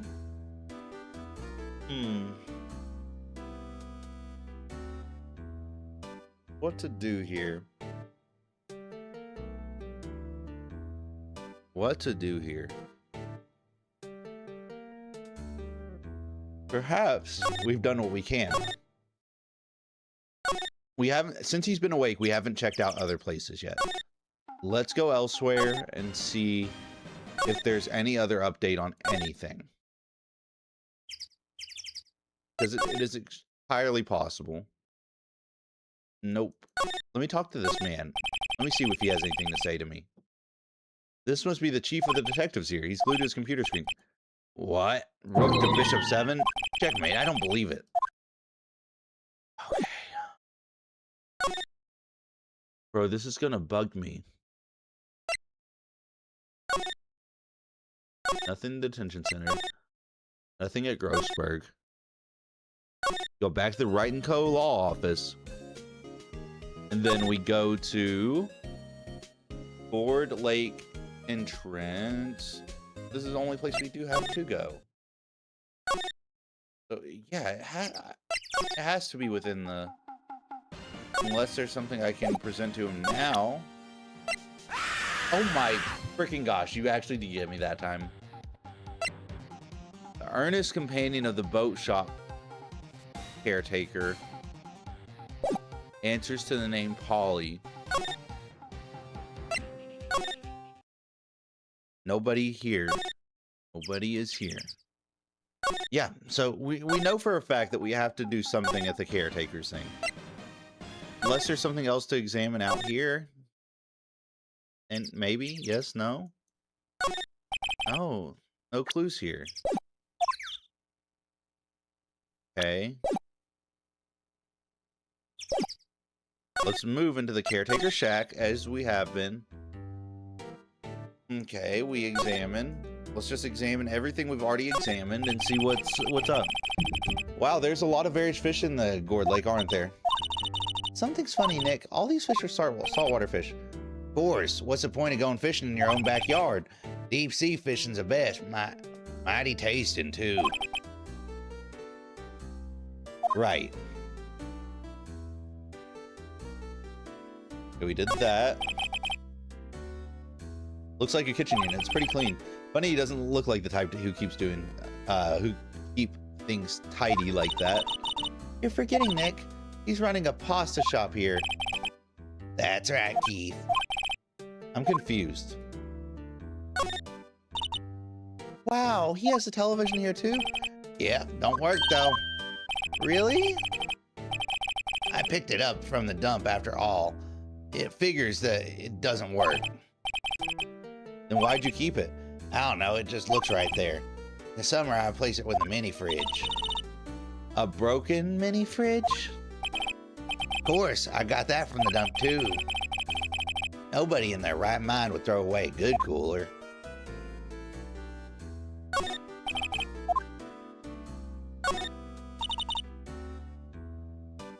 Look, a little safe. And don't you go be opening up with other people's safes now. Okay. That's great. We should do that at the office. We can sit down with our clients, snug and warm, and drink hot cocoa. Yeah, we've been over this.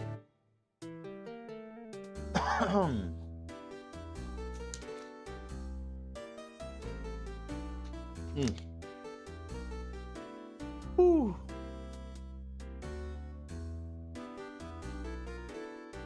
Okay. Let's see here. Okay, you want to talk about anything else, buddy? Because I feel like there's something else you want to talk about. I want to turn the fan on, or the AC on.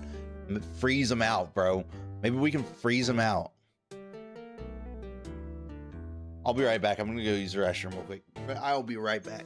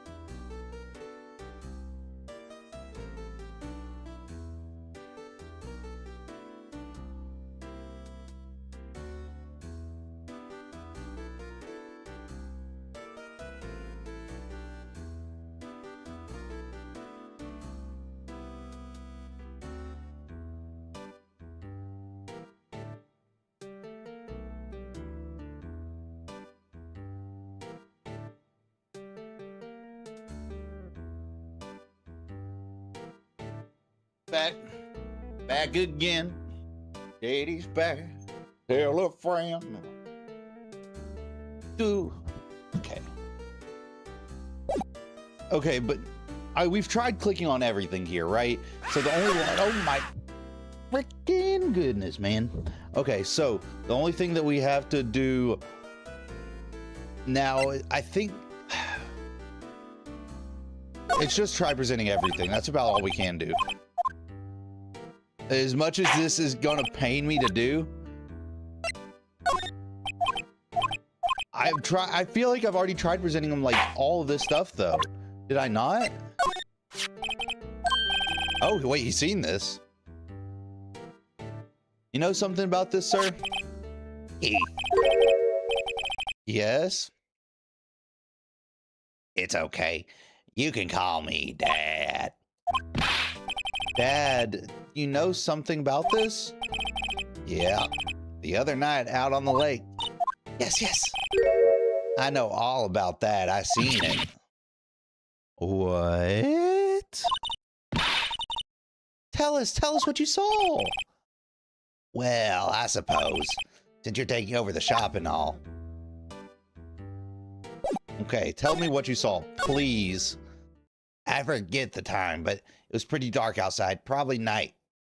Yep. It was after midnight, but okay. Then I heard this bang, so I looked outside. Then I heard another one, bang, just like that.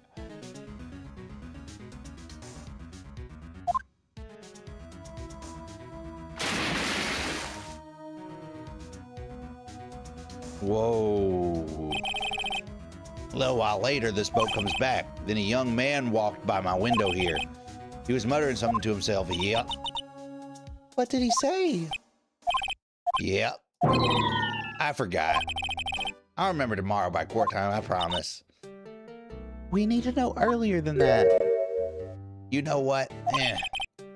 Little Terry was just here. Who the frick is Terry, man?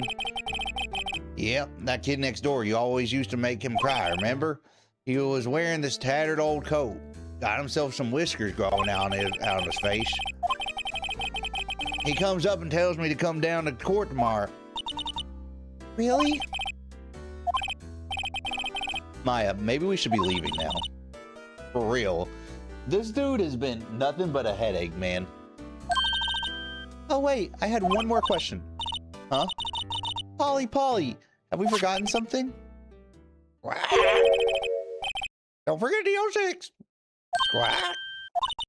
Huh? What did she say, Nick? One more time, Polly. Don't forget DO6. What? The DL6 incident? Hey, mister, I mean... This is getting weird. Who is this old guy? Why would that bird Polly know about DL6? Why would it know? Well, actually, I know why I would know, because that's what the other guy was muttering whenever he walked by the window. The only logical conclusion we can come to here. We have to figure out who that old man is. Oh. What? He locked the door from the other side. Who could that old man be? I think I need to do a little more research on the DL6 incident. Maybe I should ask Detective Gumshoe. Yeah, I guess that means the affairs department.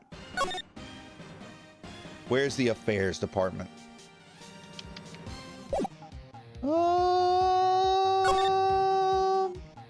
entrance, that's right. Move to here. Affairs.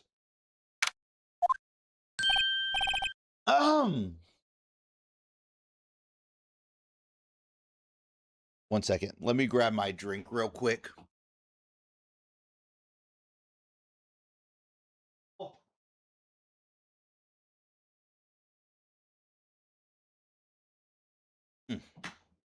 Ah, I see good stuff. Okay. Hey, pal. Long time no see.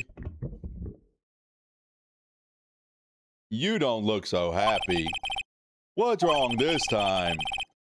Actually, we wanted to ask you something. Yeah?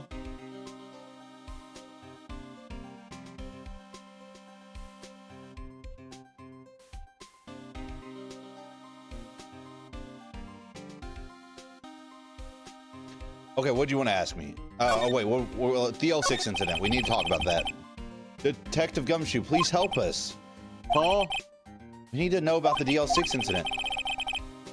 That was when Edgeworth's father died. I can't help but think that it has something to do with this current case. To tell the truth, I don't know much about the DL6 incident either.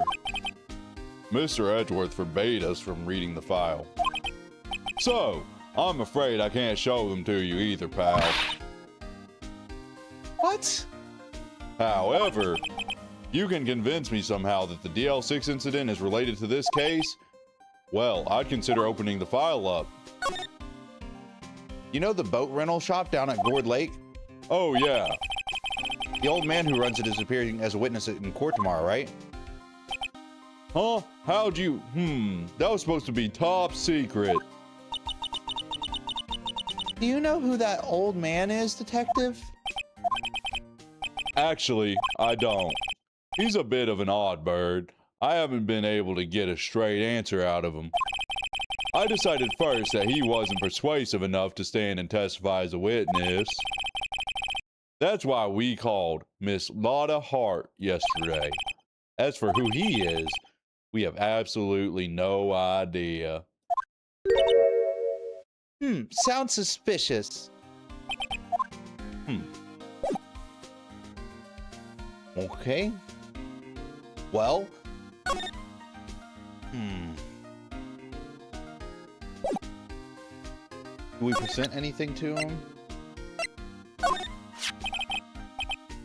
What's that, a parrot?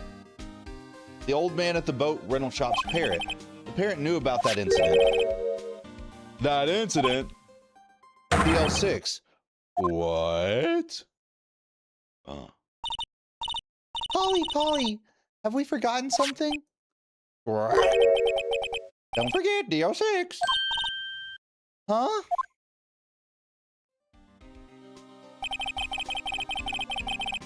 I'm pretty sure that old man must have taught her that word. Yeah, but how would that old man know about the DL6 incident? Wait, what if that old man was connected to DL6? Nick, you think he might be?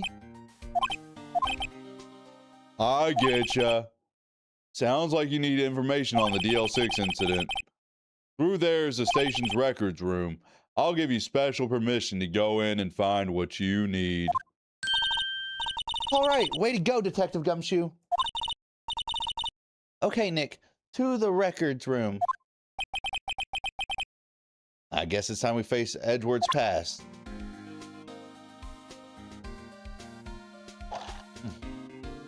To the records room.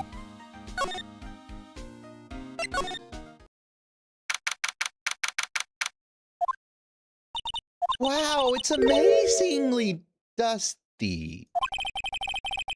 Then 10 years of files and 10 years of dust, I guess. Let's find that DL6 stuff quick. 15 years ago in a galaxy far, far away.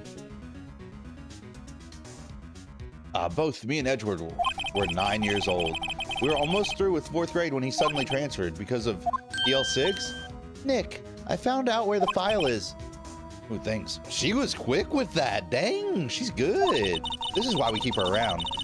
She may ask the stupidest questions, but she's quick with it. Just let me know what you want to know about the DL6 incident. I'll go get the right file. We want to know...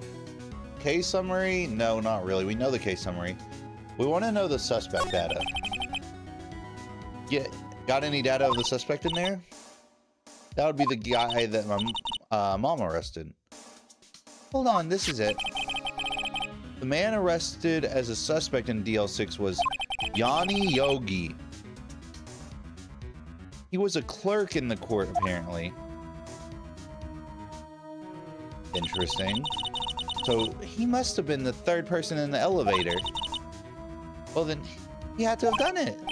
But he was found innocent thanks to his defense lawyer, Robert Hammond. Hammond, the victim in our case. Right.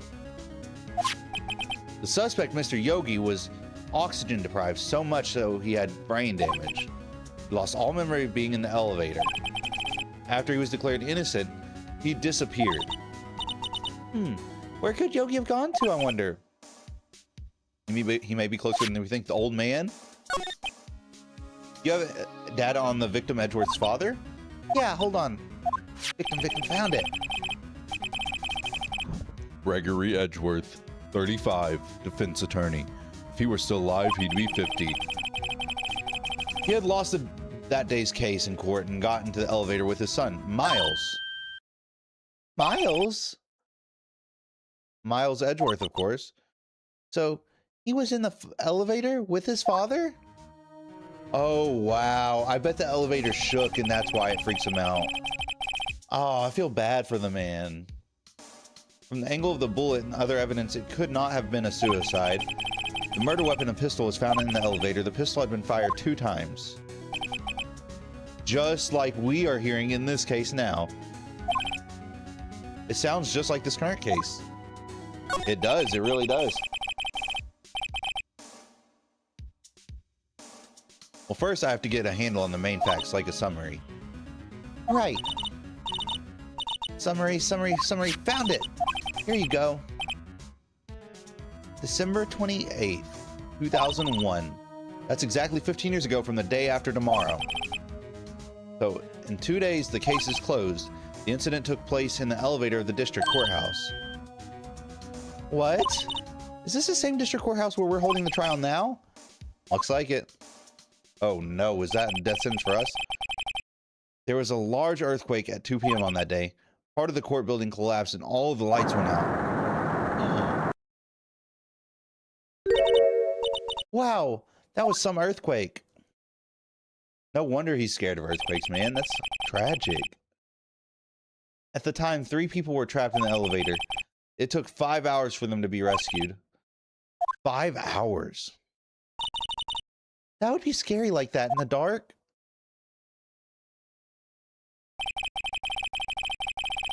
There was a lack of oxygen in the elevator and the survivors were unconscious. The survivors? One of the 3 in the elevator had been shot in the heart. That was Mr. Edgeworth's father, wasn't it? He said that his father was shot before his very eyes. So Miles Edgeworth was one of the other passengers in the elevator. I guess I know generally what happened in DL6 now. I still don't know what sort of impact the whole thing had on Edgeworth. Well, a massive one, clearly. All of that happens, and he ain't gonna be okay, bro. I'm gonna be honest with you. He ain't. Hey, Nick, are we going to take the whole file? There's too much. We'll never get it out. You're right. How about we just take what we think we'll need? Okay. I can work with that. Right. That probably is all we'll have to be able to find here. Now all that's left is the trial tomorrow. I wonder how Dad will do testifying in court. To be continued. Done with the investigative period.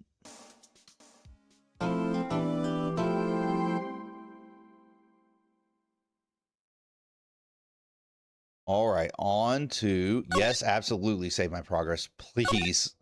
I'm begging you. Put your loving hands out, baby. Okay, so we saved there. We're going to complete the trial. It is trial time, baby. All right. December 27th, 10 a.m. Oh, yes, these voices. Court is now in session for the trial of Mr. Miles Edgeworth. The defense is ready, Your Honor.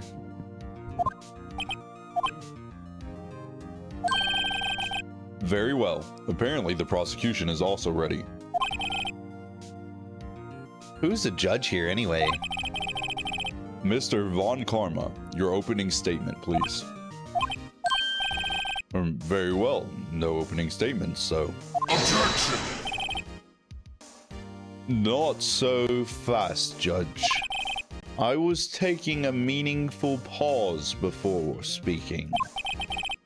Right, of course. A prediction, if you would.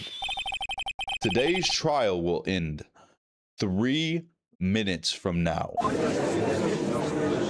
Why does he know this information? He should not know that kind of information. I feel like he's contemplating doing something, or like something. What is the word?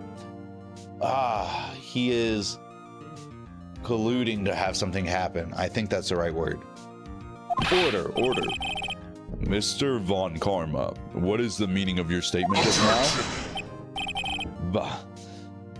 Must you question everything? It'll be over in 3 minutes. We have no time to waste. I'll call my witness now. Right. I call my witness, my decisive witness, to the stand. It's that mysterious bow shop owner. He is not decisive at all. He's asleep on the stand, bro. Witness, state your profession.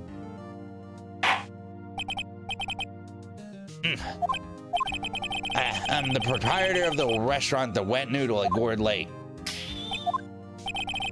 And I are also... The night of the incident, you were in the boat rental shop, correct? Yep, I was. Please testify. Wait a second, we still haven't heard who this old guy is. Sure, we'll raise an objection. Who is this old man? He doesn't even know who he is. The witness hasn't said his name yet. Because I did not ask him, Mr. Wright. I predicted this trial will end in 3 minutes. Stop asking trivial questions and cooperate. Okay, buddy, whatever you say. I guess this is your show. The witness will state his name.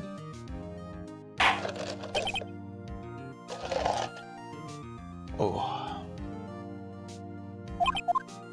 Well, I'm not really sure yet.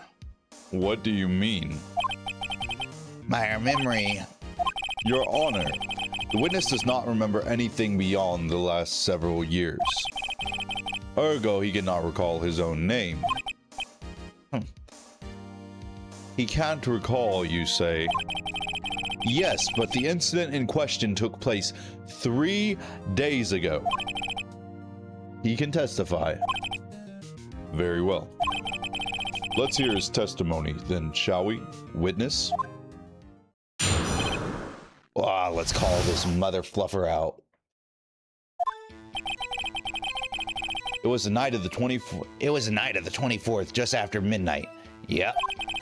I was in the restaurant where I rent boats as usual. Then when I heard a bang. Yep. When I looked out the window, I saw a boat just floating on the lake. Then I heard another bang. Just about then, the boat comes back to shore and a man walks by the window.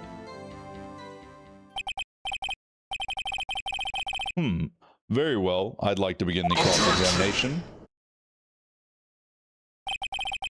There is nothing to question in my witness's testimony, ergo no need for cross-examination. Besides, there are only 10 seconds left before our 3 minutes is up. Judge, your verdict, now. Bro, how is he trying to already make a verdict without having... No, this is not due process. All right, yes, Mr. Wright. Yes, I'm going to cross-examine. What are you saying? Of course I'll cross-examine the witness. That was my words exactly, Phoenix. Thank you. Thank you, Phoenix. Those were exactly my words, bro. Very well, you may begin. He is so not happy. Excuse me, Mr. Von Karma. 3 minutes just passed. I see. Well then, let's just take our time. You may cross-examine the witness. Thank you, Judge. For being a reasonable human being. Gosh darn, dude. It was the night of the 24th, just after midnight. Yep. Hold it! I'm gonna press on everything just because that's what I do. You know me. Just after midnight, you say. Yep, just around then. Are you sure? Pretty sure, yep. When I talked to you yesterday, you were pretty vague about the time. Surprised you seem so sure about it today. Objection! I asked him, and he remembered. Isn't that right? Don't glare at me like that. I remembered it clearly, I did. See, continue. I was in the restaurant where I rent boats as usual. Is there anyone who can verify that? Well, I guess, Polly could. That's not good enough for a court of law. Mr. Wright, exactly what's not good enough? This Polly is a parrot. A parrot? Don't be so hard on the girl, Keithy boy. Keith? The prosecution concedes that we cannot prove the witness was in the shop.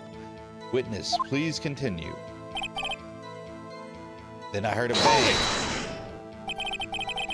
And where did the bang seem to come from? Bro, if he does not hurry up and frickin' stop doing what he's doing with the frickin' bubble. From the lake, I figure. Are you certain? Yep. Good, continue. I looked out the window, I saw a boat just afloating on the lake. Is that true? Is that true? It was pretty far out there, I couldn't see clearly, but I figured there was 2 men out there. Yep. But you couldn't see them clearly? Yep, at that time, that is. At the time. Then I heard another bang. So you heard 2 gunshots total? Yep. That's what Lotta said in her testimony yesterday.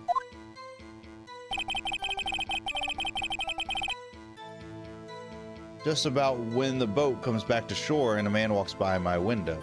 Just about then, the boat comes back to shore and the man walks past your window.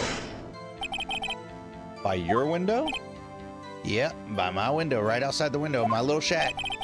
Could you see the man's face? Well, the fog was pretty darn thick, but he was right there in front of me. I saw him. This is a rather important detail. Please add it to your testimony.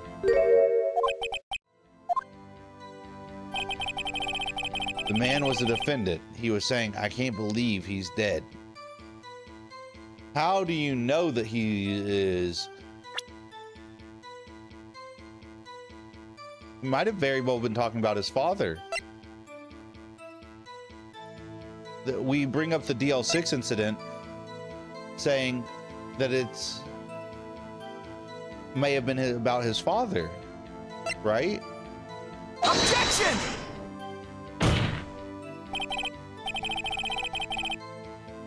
Your Honor, that statement contradicts the evidence. Oh, okay, maybe not. Maybe I might have been slightly off with that one. Okay, let's go ahead and save game because I don't wanna, you know, die and have to restart. Well, get a guilty verdict and have to restart all the way.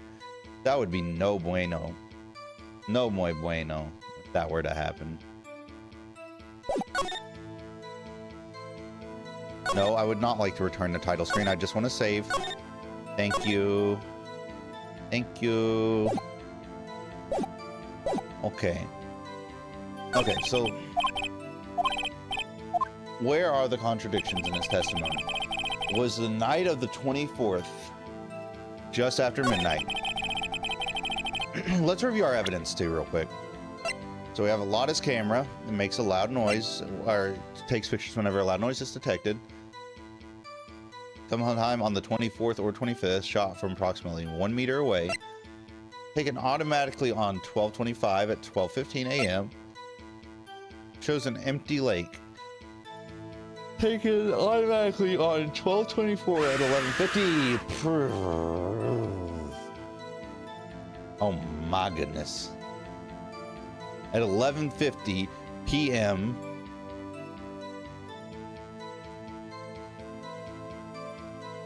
It shows an empty lake at 11:50 p.m., so that's interesting.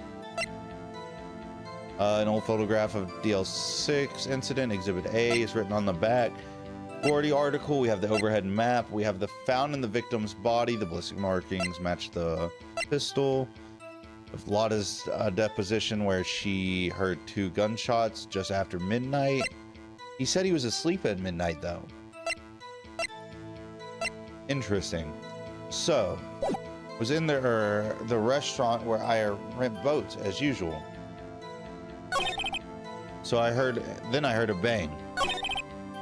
When I looked out the window, I saw a boat just floating on the lake. He couldn't have heard this during the first bang because the second lake photo that was taken, wait. Then I heard another bang. About then, the boat comes back to shore and a man walks by my window. I think I do this one. It shows an empty lake photo. This is the second photo, right? Not the first. I think we present this in this matter.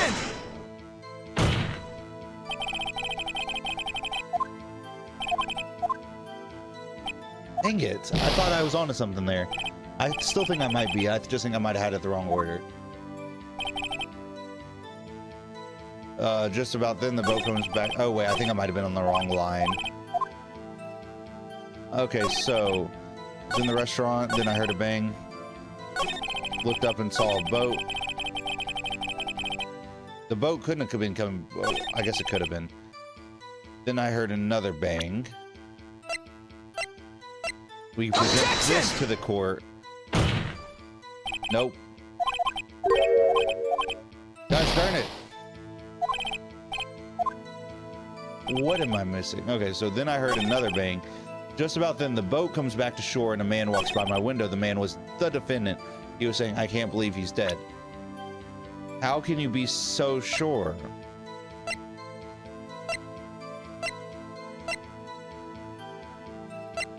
How do you know it's the defendant? If I present this, I don't think that'd be really super relevant, but I'm gonna do it anyways. That was not right at all. Your Honor, what do you think? Contradicts the yeah. Okay, here, we're gonna load game.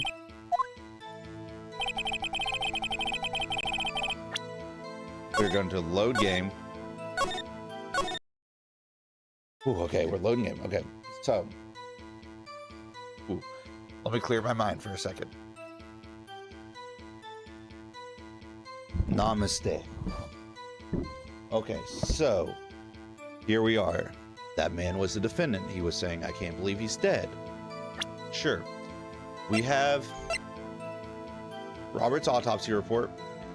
Time of death, sometime on the 24th or 25th, shot from approximately 1 meter away.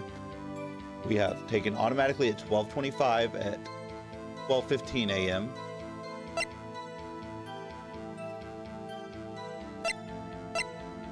Then this is technically the first lake photo.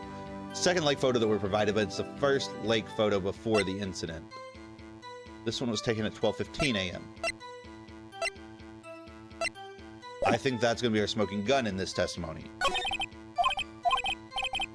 That's what I'm thinking right now. So, the night of the 24th, sometime after midnight, just after midnight, that's not accurate. I'm going to try presenting the second lake photo right here. Objection! I don't know if this is the right place to present it, but I think this is the right course of action.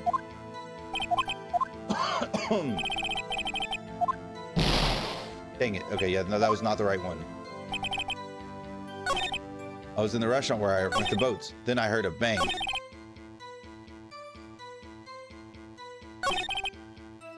You heard a bang? Sure. I can't argue that you heard a bang, but I can argue what you saw. When I looked out the window, I just saw a boat floating on the lake. No, you didn't, because... No, that has to be right. That has to be right. That has to be Phoenix Wright. Your Honor, that statement contradicts this evidence. It does.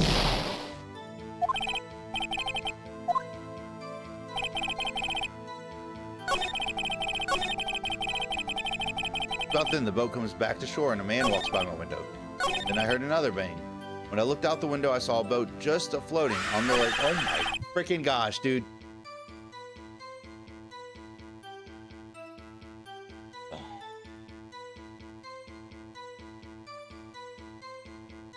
Ugh.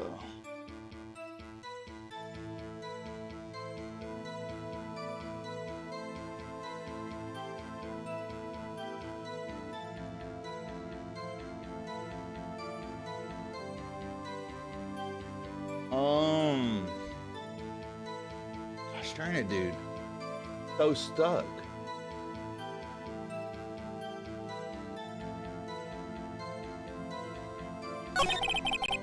When I looked out the window, I saw a boat just floating on the lake. But you couldn't have because there was no boat on the lake. The lake was empty. But this doesn't qualify as a freaking correct evidence. Does it now? I actually haven't even looked at this, to be honest. Here's his shack. He has... no, there's his... This map doesn't make sense. Is this Samurai Dogs? This map doesn't make sense because that one sign says to the right, whatever, to the left, whatever. That's dumb. Yeah, so they'd have pretty similar points of view. Interesting.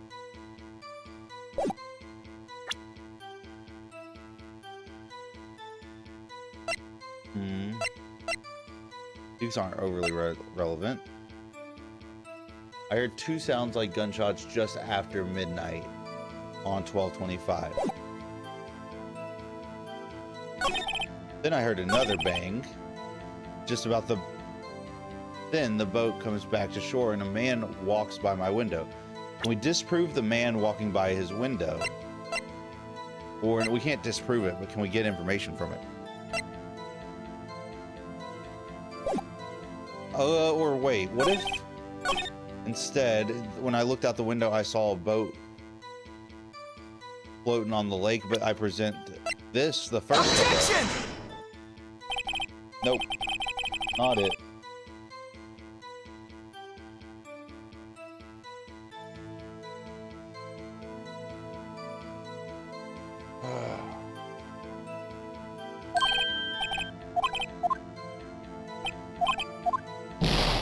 Maybe...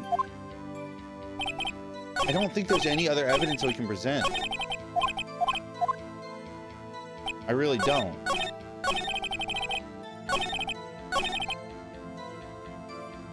Just about then, the boat comes back to shore and a man walks by my window. I mean, I guess we can press him one more time on the freaking thing that we already pressed him on. Oh, hey, it worked. Are you sure? Dad? Dead certain, Keith. He said, I can't believe he's dead as he was walking by, too.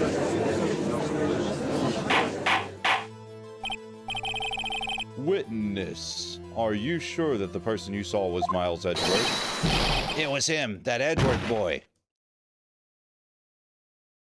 Is he good? Is he dead? This sounds like decisive evidence indeed. I see no room for doubt.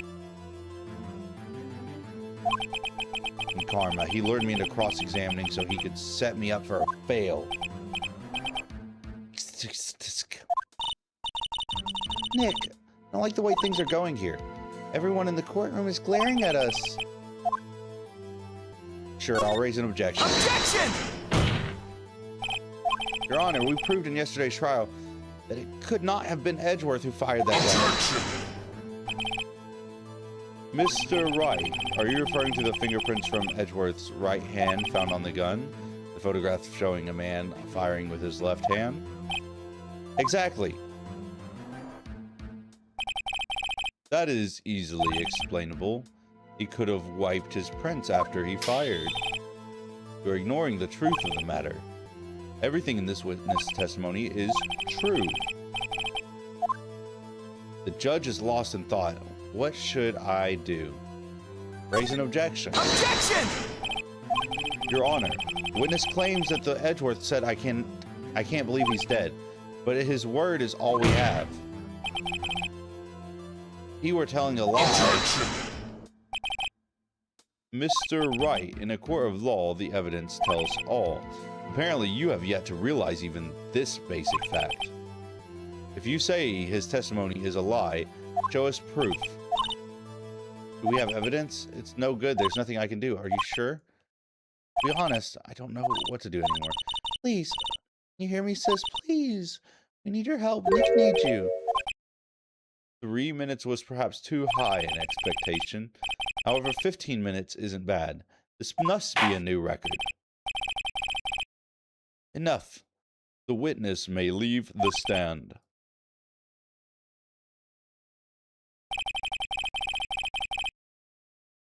This court sees no reason to further prolong the trial, nor is there any need for time to decide the case against the defendant. This case is extremely clear. I see no room for misinterpretation of the facts. What? This court finds the defendant, Mr. Miles Edgeworth. What?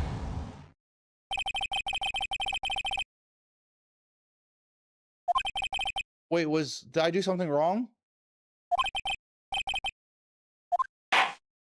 Did I do something wrong? Wait! Okay, thank goodness. Oh my goodness, that faked me out so bad. I thought I did something wrong. Huh. What? Larry? What are you doing here? Listen, you gotta listen to me.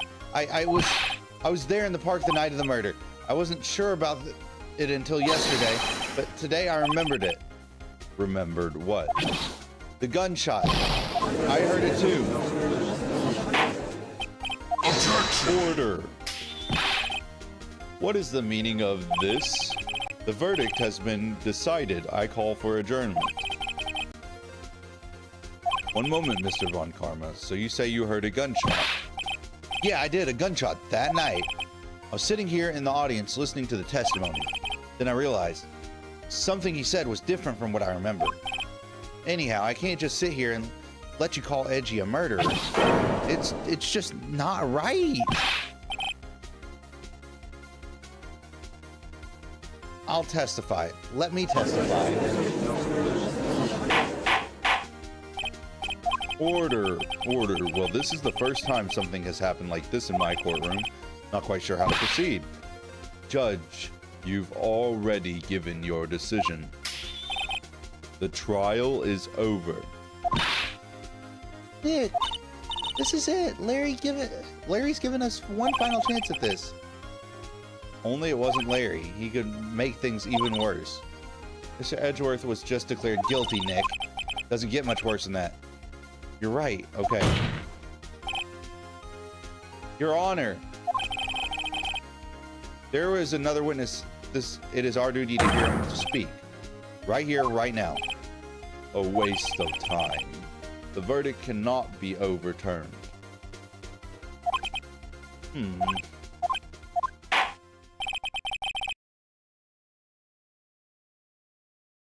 Allow me to speak my opinion.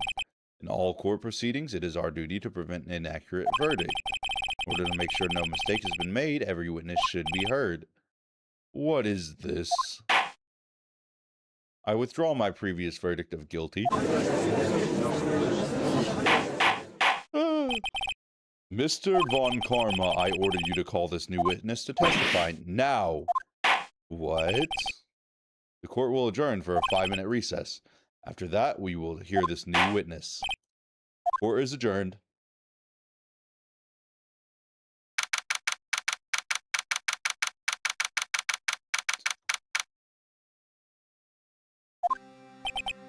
Whew.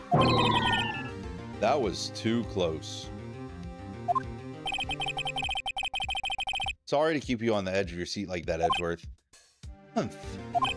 I've seen worse. Yeah, right, Edgeworth. You're sweating bullets. I just wonder what Larry plans to say in there.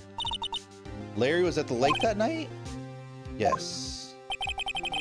He said he was looking for the steel samurai balloon that flew into the lake. Oh, right. He found that balloon in the air tank that night.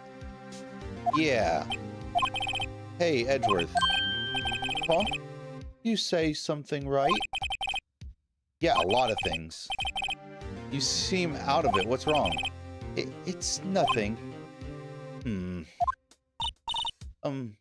Mr. Edgeworth, there's something I've been meaning to ask you. What's that, What's that? Why are your fingerprints on the murder weapon?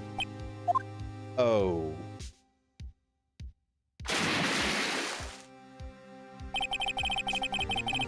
When he fell into the lake, I went into a daze.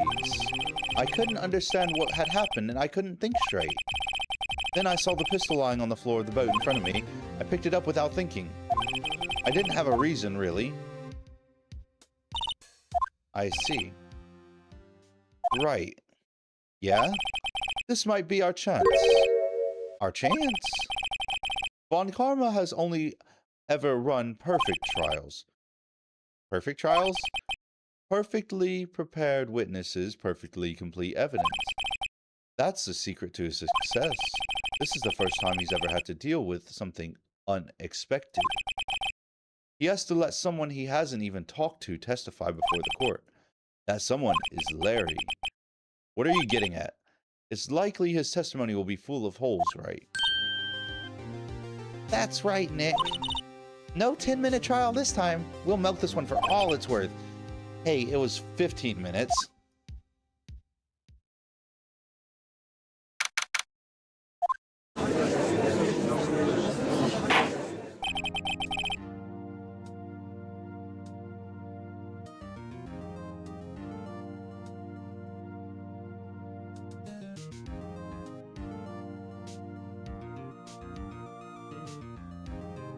Alright. So, court is now back in session. Witness, please testify to the court about everything that you saw on the night of December 24th. Right, leave it to me. Please, Larry, don't mess this one up. I hate to admit it, but you're the last chance. Von Karma didn't even have time to prep this witness. I just hope Edgeworth is right about this being our big break. Night of the murder. That night, I was out in a boat on the lake, looking for something, and I found it. So I quietly slipped the boat back in at the rental shop dock. Then, just as I was thinking about going home, I heard this bang. Looked out over the lake, but I didn't see a boat. So after I heard that single gunshot, I went home. That was an unusually vague testimony, even for this court. In any case, Mr. Wright, you may begin your cross-examination. What's wrong, Nick? It's Larry. I have no idea what he's going to say if I press him. I'm a little scared. We've come this far. There's no way to go forward, Nick. Do I press him on everything then, or is that going to kill me? Let's save, first of all. Okay, we saved. Okay. The night I was out on... Let's try pressing. I hope that this doesn't kill my freaking stamina or health by pressing him, because you know, Larry, you know he was likely to say something crazy out of pocket. Something wrong, Mr. Wright? There were so many things wrong, I don't know where to begin. Well, okay, first of all, what time was it? Oh, it was after 11 when I went out in the boat. By the time that everyone had gone home for that... Oh my goodness, words are hard. That was by the time that everyone had already gone home for the night. That's whenever I went out. That's basically what I was trying to say. So I waited until the coast was clear, so to speak. And why were you out on a boat at such a late hour? Looking for something, and I found it. Hold it! What is something, first of all? We know what something is, but the court's not going to know that, man. Gotta be more specific. Yeah. Mr. Butts, what was it you were looking for? What the witness was searching for is irrelevant. Most likely he was hunting for this Gordy. That's surprisingly close to the truth in a sense. This is all irrelevant. Let's get it over with.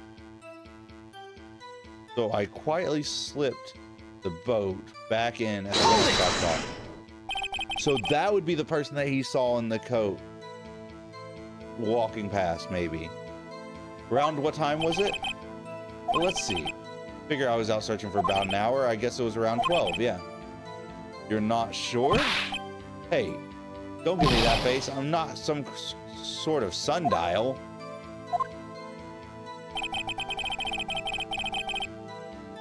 Just as I was thinking about going home, I heard a bang. Where did the sound come from? Yeah, well, I wasn't too sure about that. I looked around, you know. Did you look at the lake? Yeah, I looked. Hold it! That lines up with what the other person said. Can I present something that's not contradicting it, but supporting it? Well, Mr. Butts. Ready, just calm down, please. You know, it was real foggy that night. I'm not sure whether there was a boat or not out there.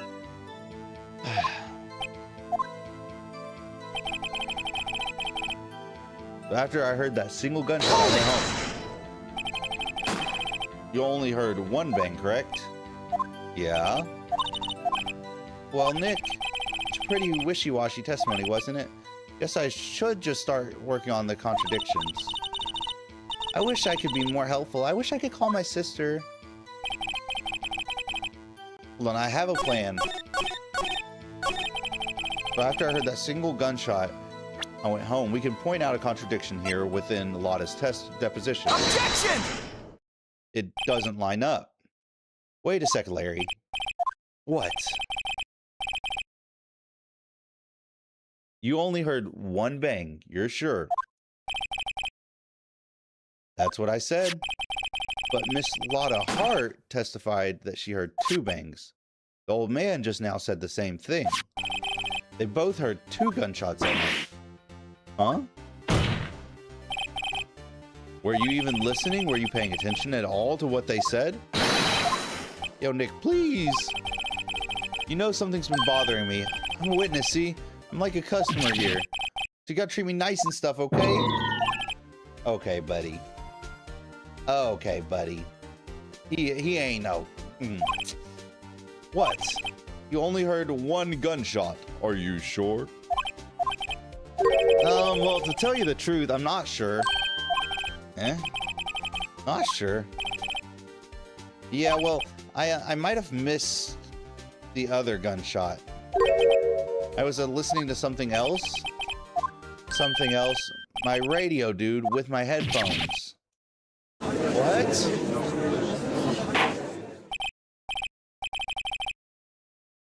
Order, and stop that booting. Mr. Butts, you are listening to the radio with your headphones. Yeah, so what? Is that a crime? Listen to my radio. Everybody listens to the radio.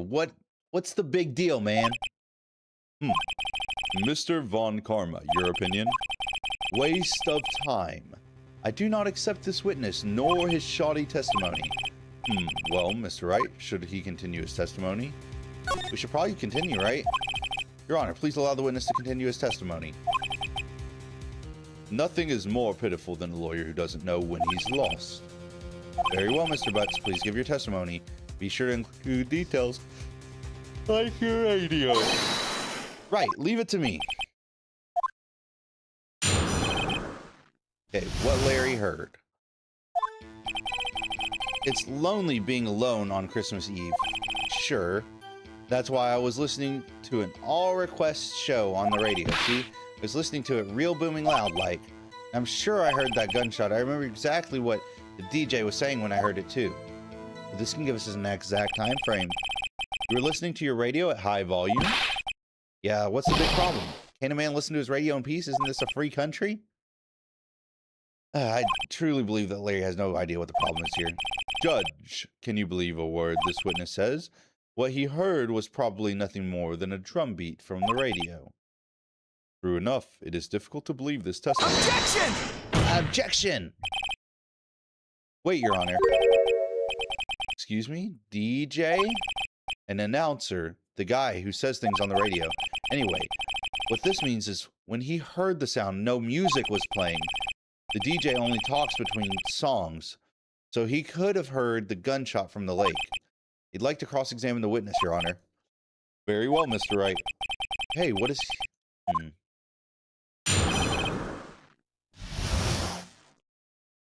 Okay. It's lonely being alone on Christmas Eve. Here's a woman. No, I'm just kidding. Okay, so that's why I was listening to an all request show on the radio. See? I was listening to, oh my goodness. I was listening to it real booming loud like. I'm sure I heard that gunshot. Remember exactly what the DJ was saying too. Let's press on that. See what exactly the DJ was saying. Objection! Mr. Wright, please cease these pointless questions. What possible good could knowing what a radio DJ said do us? Indeed, Mr. Von Karma has a point. Allow the question only if you see some reason why we should care. We should care. Of course we should. Well, how do you know if we don't ask him? Wow, that's such a crazy line. How will we know unless you ask him? Just completely avoid the question. Please testify the court. What was the radio announcer saying when you heard the gunshot? Just when she said, hey, it's almost Christmas, I heard the gunshot. So it was right before Christmas. Interesting. Let's go ahead and press all of this stuff though, as usual. So you turned off the radio. Right. I just wanted to hear someone's voice, you know? I turned on the radio, sorry.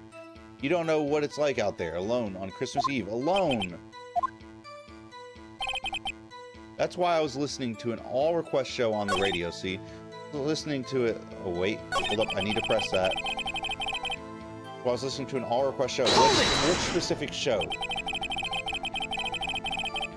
Objection! It has nothing to do with the case, Your Honor. The witness was listening to the radio, that is all we need to know. How loud was your radio set to that night? Real booming loud like. Very specific, Larry. Thank you. Yeah, you know. You had headphones on? Yup. I wouldn't think you could hear anything going on outside at all. But I'm sure I heard the death shot. Can you prove that? Of course you can. Nah, I can't prove it, but I remember that moment real clear. I mean, while I was talking about it, it came back real clear to me, you know? Remember exactly what the DJ was saying when I heard it too. Hold it! Of course, we press. Objection! We've already been over this. We should care. We've already been over this, though. We know what he says. He said it's almost Christmas. Just when she said it's almost Christmas. Of course I am. She had this real sexy voice. But there is one gleaming ray of hope in there. Gotta press it until we get to the bottom of what happened. It's lonely being alone on Christmas Eve. That's why I was listening to an all-request show on the radio, see? I was listening to it real booming loud like, but I'm sure I heard that gunshot. I remember exactly when the DJ was saying, what the DJ was saying when I heard it too. Just when she said, hey, it's almost Christmas, I heard that gunshot. Do I present... Hold on, let's go ahead and save. Go ahead and save. Okay. We're going to try presenting this photo saying that the lake was empty. Yes. That's actually very useful information. We showed the lake was... Nope, that didn't do anything for us. Let's go ahead and load. The music stops whenever you get a correct answer, if you guys didn't know that. Oh.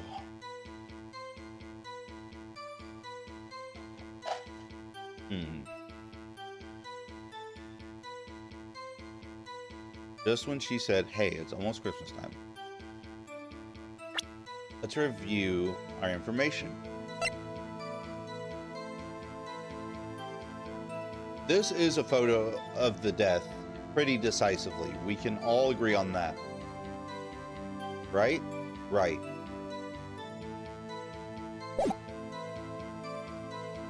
That's when you heard the gunshot.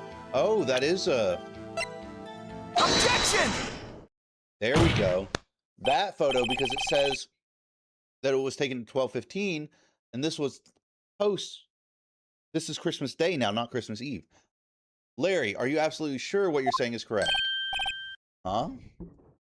What's with the face? You look scary, dude. Hey, if you're trying to scare me, you better know I don't scare that easy. Is something the matter, Mr. Wright? Your Honor, did you hear what the witness just said? The DJ said, hey, it's almost Christmas when he heard the gunshot. Indeed. Almost Christmas means it wasn't Christmas. Do you realize what this means? When he heard the gunshot, it was still Christmas Eve. That would seem to be the case, yes. But he should have heard the gunshot after midnight. This photograph is irrefutable proof of this fact. Let's see what the time was on the photo taken when the gun triggered Mrs. Hart's camera. 12:15. 15 minutes after midnight on Christmas Day. This is a clear contradiction, Your Honor. Oh, Larry for the win, man. Larry for the frickin' win. Order. What does this mean? The two prior witnesses heard gunshots after midnight. However, this witness says he heard a gunshot before midnight. Judge, the answer is simple. The current witness is plainly mistaken. Just look at him, suspicious. What is that supposed to mean, Von Karma? Goodness. What? Well, Mr. Wright, what do you think about Mr. Butt's claim he heard the gunshot before midnight? I believe he's right. Larry's not mistaken, Your Honor. We have proof because we have the other photo, the second photo. He heard that gunshot before midnight. Intriguing. I'm assuming you have evidence for this wild claim. Show me evidence there was a gunshot before midnight. I sure will. Don't you worry. Yeah, you take that, Von Karma. Look at this photograph. This was taken by our witness yesterday, Miss Lotta Hart, with her automatic camera. Timestamp on the photo reads December 24th, 11:50 p.m. Oh? But there's nothing on the lake in this picture. Your Honor, the real issue here is not why nothing is shown in this photograph. It's why this photograph exists at all. What do you mean? Your Honor, this photograph was taken by an automatic camera. That camera was set to go off in response to loud noises. Correct. There was a loud noise on that night at 11:50 p.m. That is why this photograph was taken. In other words, when Larry heard that gunshot, it was almost definitely still Christmas Eve. Indeed, it would seem that is the case. Then where does that leave us? Miss Hart testified that she heard the gunshots after midnight. There were 3 bullets fired from it. We do know that for a fact. Are you claiming she was mistaken? Not at all, Your Honor. It is a fact that the camera also triggered at 15 minutes after midnight. Your Honor, that night there were 2 sets of gunshots, with a 25-minute pause between them. Wow. Why would this be? Don't be fooled, Judge. That camera was set to respond to loud noises. Yes. There is no proof that the loud noise at 11:50 was a gunshot. Why, the witness could have sneezed, triggering the camera. No, we just adjusted the settings to that. My nose was clear that night, man. Clear. Well, Mr. Wright, there's no turning back now. Can you prove that the loud noise at 11:50 p.m. was indeed a gunshot? Wait, please let me save. Please. Prove that please show the court evidence of that this was a gunshot. Okay, set to automatically take picture when a loud noise is detected and it faces the lake. Autopsy report, no, that's not going to be relevant. That's not going to be relevant. The photo doesn't prove that it's a gunshot by any means. The DL6 incident kind of could, but very indirectly. Overhead map. Oh, the pistol. Take that! Nope. No. Gosh darn it, dude. I should have saved. I should have saved. If this were true, there would be 2 sets of gunshots separated by 25 minutes. One at 11:50, another at 15 minutes after midnight. Why, I ask you, why? Oh, wait. Wait a second. Gunshot separated by 25 minutes. What's wrong, Nick? I have it. I have it. Huh? Remember the case with the Steel Samurai? Huh? Yeah, of course I remember. The murderer in this case had the same idea as the murderer in that case. What do you mean? Maya? Yes? If we don't figure this out now, we'll never overturn Edgeworth's guilty verdict. I've got a hunch, and I'm going to run with it. Right. I mean, is this safe? Safe? Alright, I appreciate you stopping by, Electric Wolf. You have a good rest of your night, man. You just watch and let me know if I say anything that sounds fishy, okay? Right, Nick. Yes, Mr. Wright. The testimony just now has cleared up this entire case. What do you mean, Mr. Wright? So you finally realize the truth. There can be no other murderer here than Miles Edgeworth himself.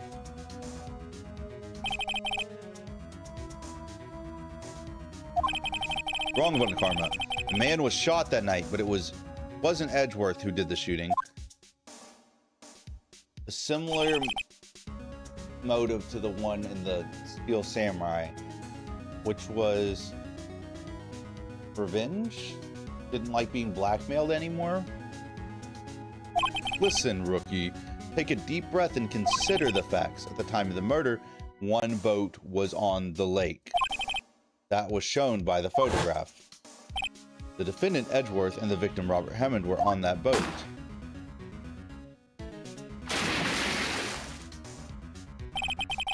There was a gunshot fired on that boat, and Robert Hammond fell into the lake. The distance of the shooting was 1 meter. It couldn't have been suicide. Well, the guilty party has to be the other man on that boat. I admit it. It's hard to imagine any other possibility. Yes, but this assumes that the victim was shot at 15 minutes after midnight. What do you mean by that, Mr. Wright? We have photographic evidence of the time of the shooting. The timestamp on the photo says 12:15. But Larry heard a gunshot 25 minutes before that. Robert Hammond was killed then, 25 minutes before the shot on the lake. That's the only way that Edgeworth could be innocent. Mr. Wright, are you quite mad? Explain who the 2 men on the boat are. Edgeworth, the murderer, and Hammond? No, we're trying to allege that the Hammond murder happened before. Probably Edgeworth and the murderer, right?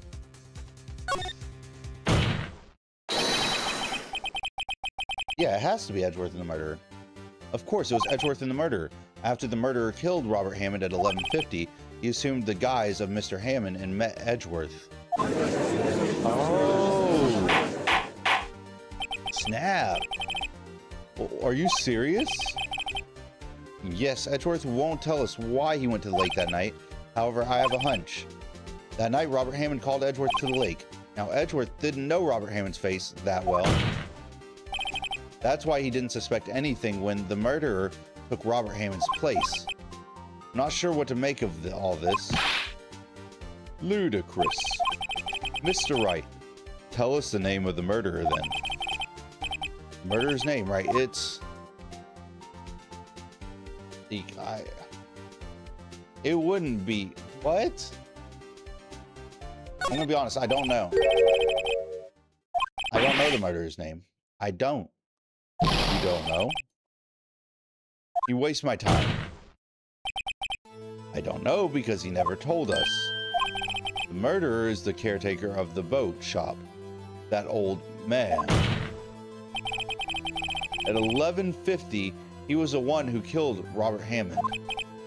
The caretaker of the boat shop? Where did he do this? There weren't any boats on the lake then. Why would he have to go all the way out on the lake just to shoot someone? May I suggest that the real scene of this crime was not on a boat?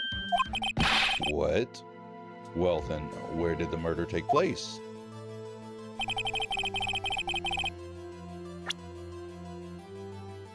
The dude was over here and on the lake. So it would have had to have been somewhere like over here. Take that! I would assume. Maybe, Mr. Wright? Doesn't include the real reason why the killer would choose that spot. As well, maybe there is no good reason the murderer thought. Oh my goodness, words! Goodness. Maybe because there is no good reason the murderer thought we'd never expect it. My Englishing is not going right now. I am so freaking tired, man. Goodness, go. Hey, we're almost through it, though. We're almost through the trial. So close. Maybe you should try again. He wasn't even surprised. I goofed up. Where the murder took place. Could have taken place over here. Right? No, because she was doing her thing. He was out on the lake at the time over here. Could have taken place at the shack. Take that! Maybe that. Here, of course, a boat shop. Where he lives. That way he can meet with the victim without anyone seeing. Do you have proof that the boat shop was the scene of the crime? Recall Larry's testimony, if you will.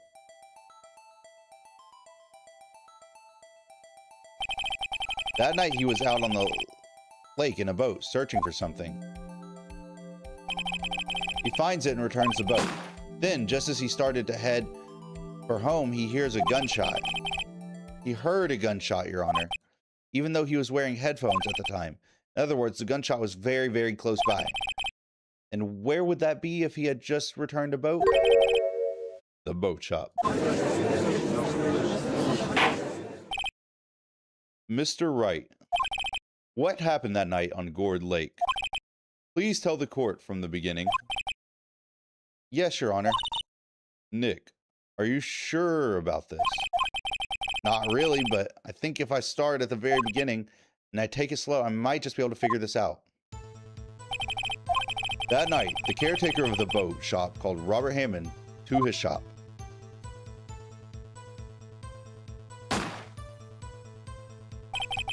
This was around 11:50. That was when the gunshot that Larry heard was fired.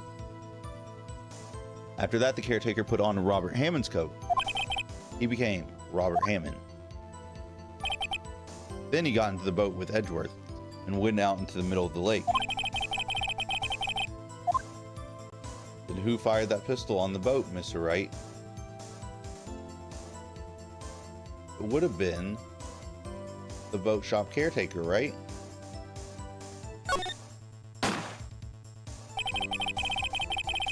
Of course, it was the murderer who shot the pistol. He shot twice, both missed Edgeworth on purpose. Wait a minute. Yes? Why would he shoot twice if he didn't mean to hit anyone? That is a good point. Why wouldn't he? Know this, Mr. Wright. The moment you run out of explanations is the moment you lose. Tell us why. We're saving.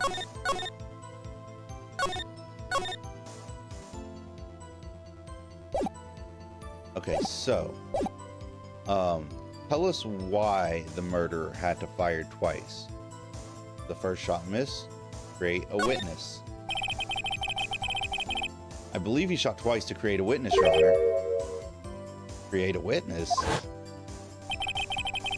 The murderer lifts his pistol and fires one shot. That ensures that anyone who heard the shot would look at the lake. Indeed, Miss Hart did exactly that after hearing the first gunshot. Next, the murderer waits a bit and he fires again. Then, the murderer jumps from the boat himself leaving the pistol in the boat behind him. I see.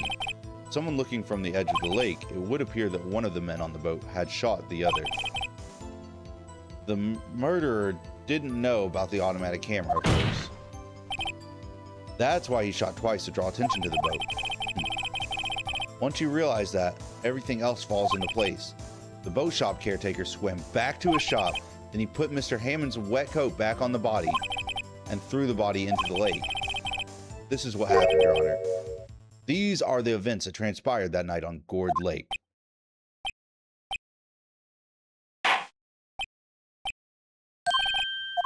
Bailiff, bring out the witness from before. The boat shop caretaker, quickly.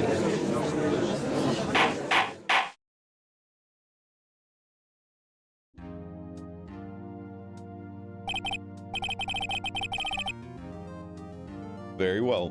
While we are waiting for the caretaker, I'd like to ask the defendant, Miles Edgeworth, a few questions. Mr. Edgeworth, please take the stand. Okay, so we're asking Edgeworth a few questions. Okay, I can rock with that. My boy.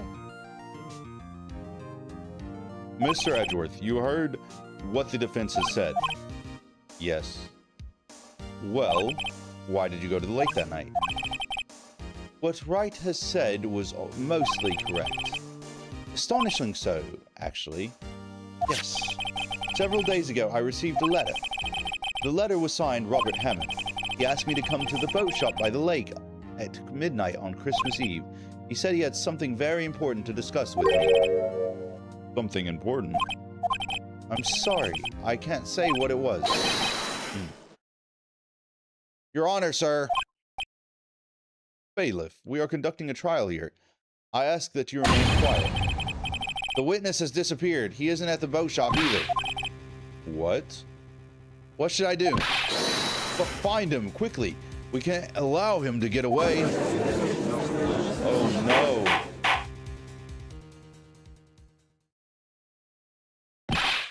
Mr. Von Karma, your witness has disappeared. A search warrant has already been issued. Goes without saying that I cannot declare a verdict under these circumstances. Extend the trial until tomorrow, the final day allowed. I request that the police department utilize all its forces to find that witness. Am I understood? One more thing. Just who is that boat shop caretaker? I think his identity has become very important to this trial. I want him, and I want to know who he is. Very well. Court adjourned.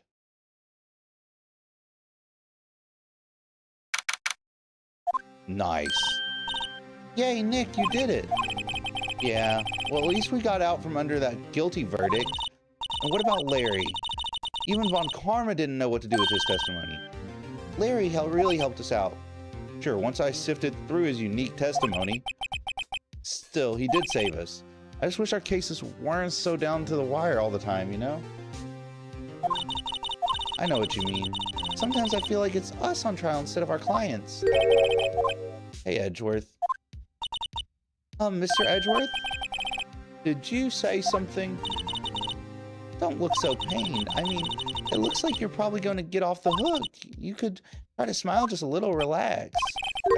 I'm sorry, but I fear it's not over for me yet. What do you mean? Right, there's something that's been troubling me for a long time now. I don't know whether or not to tell you. Edgeworth? No, there's so little time left.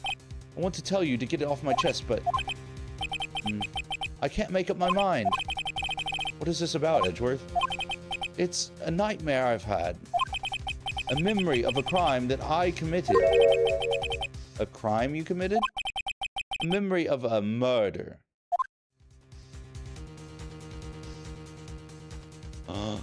They can't leave me on a...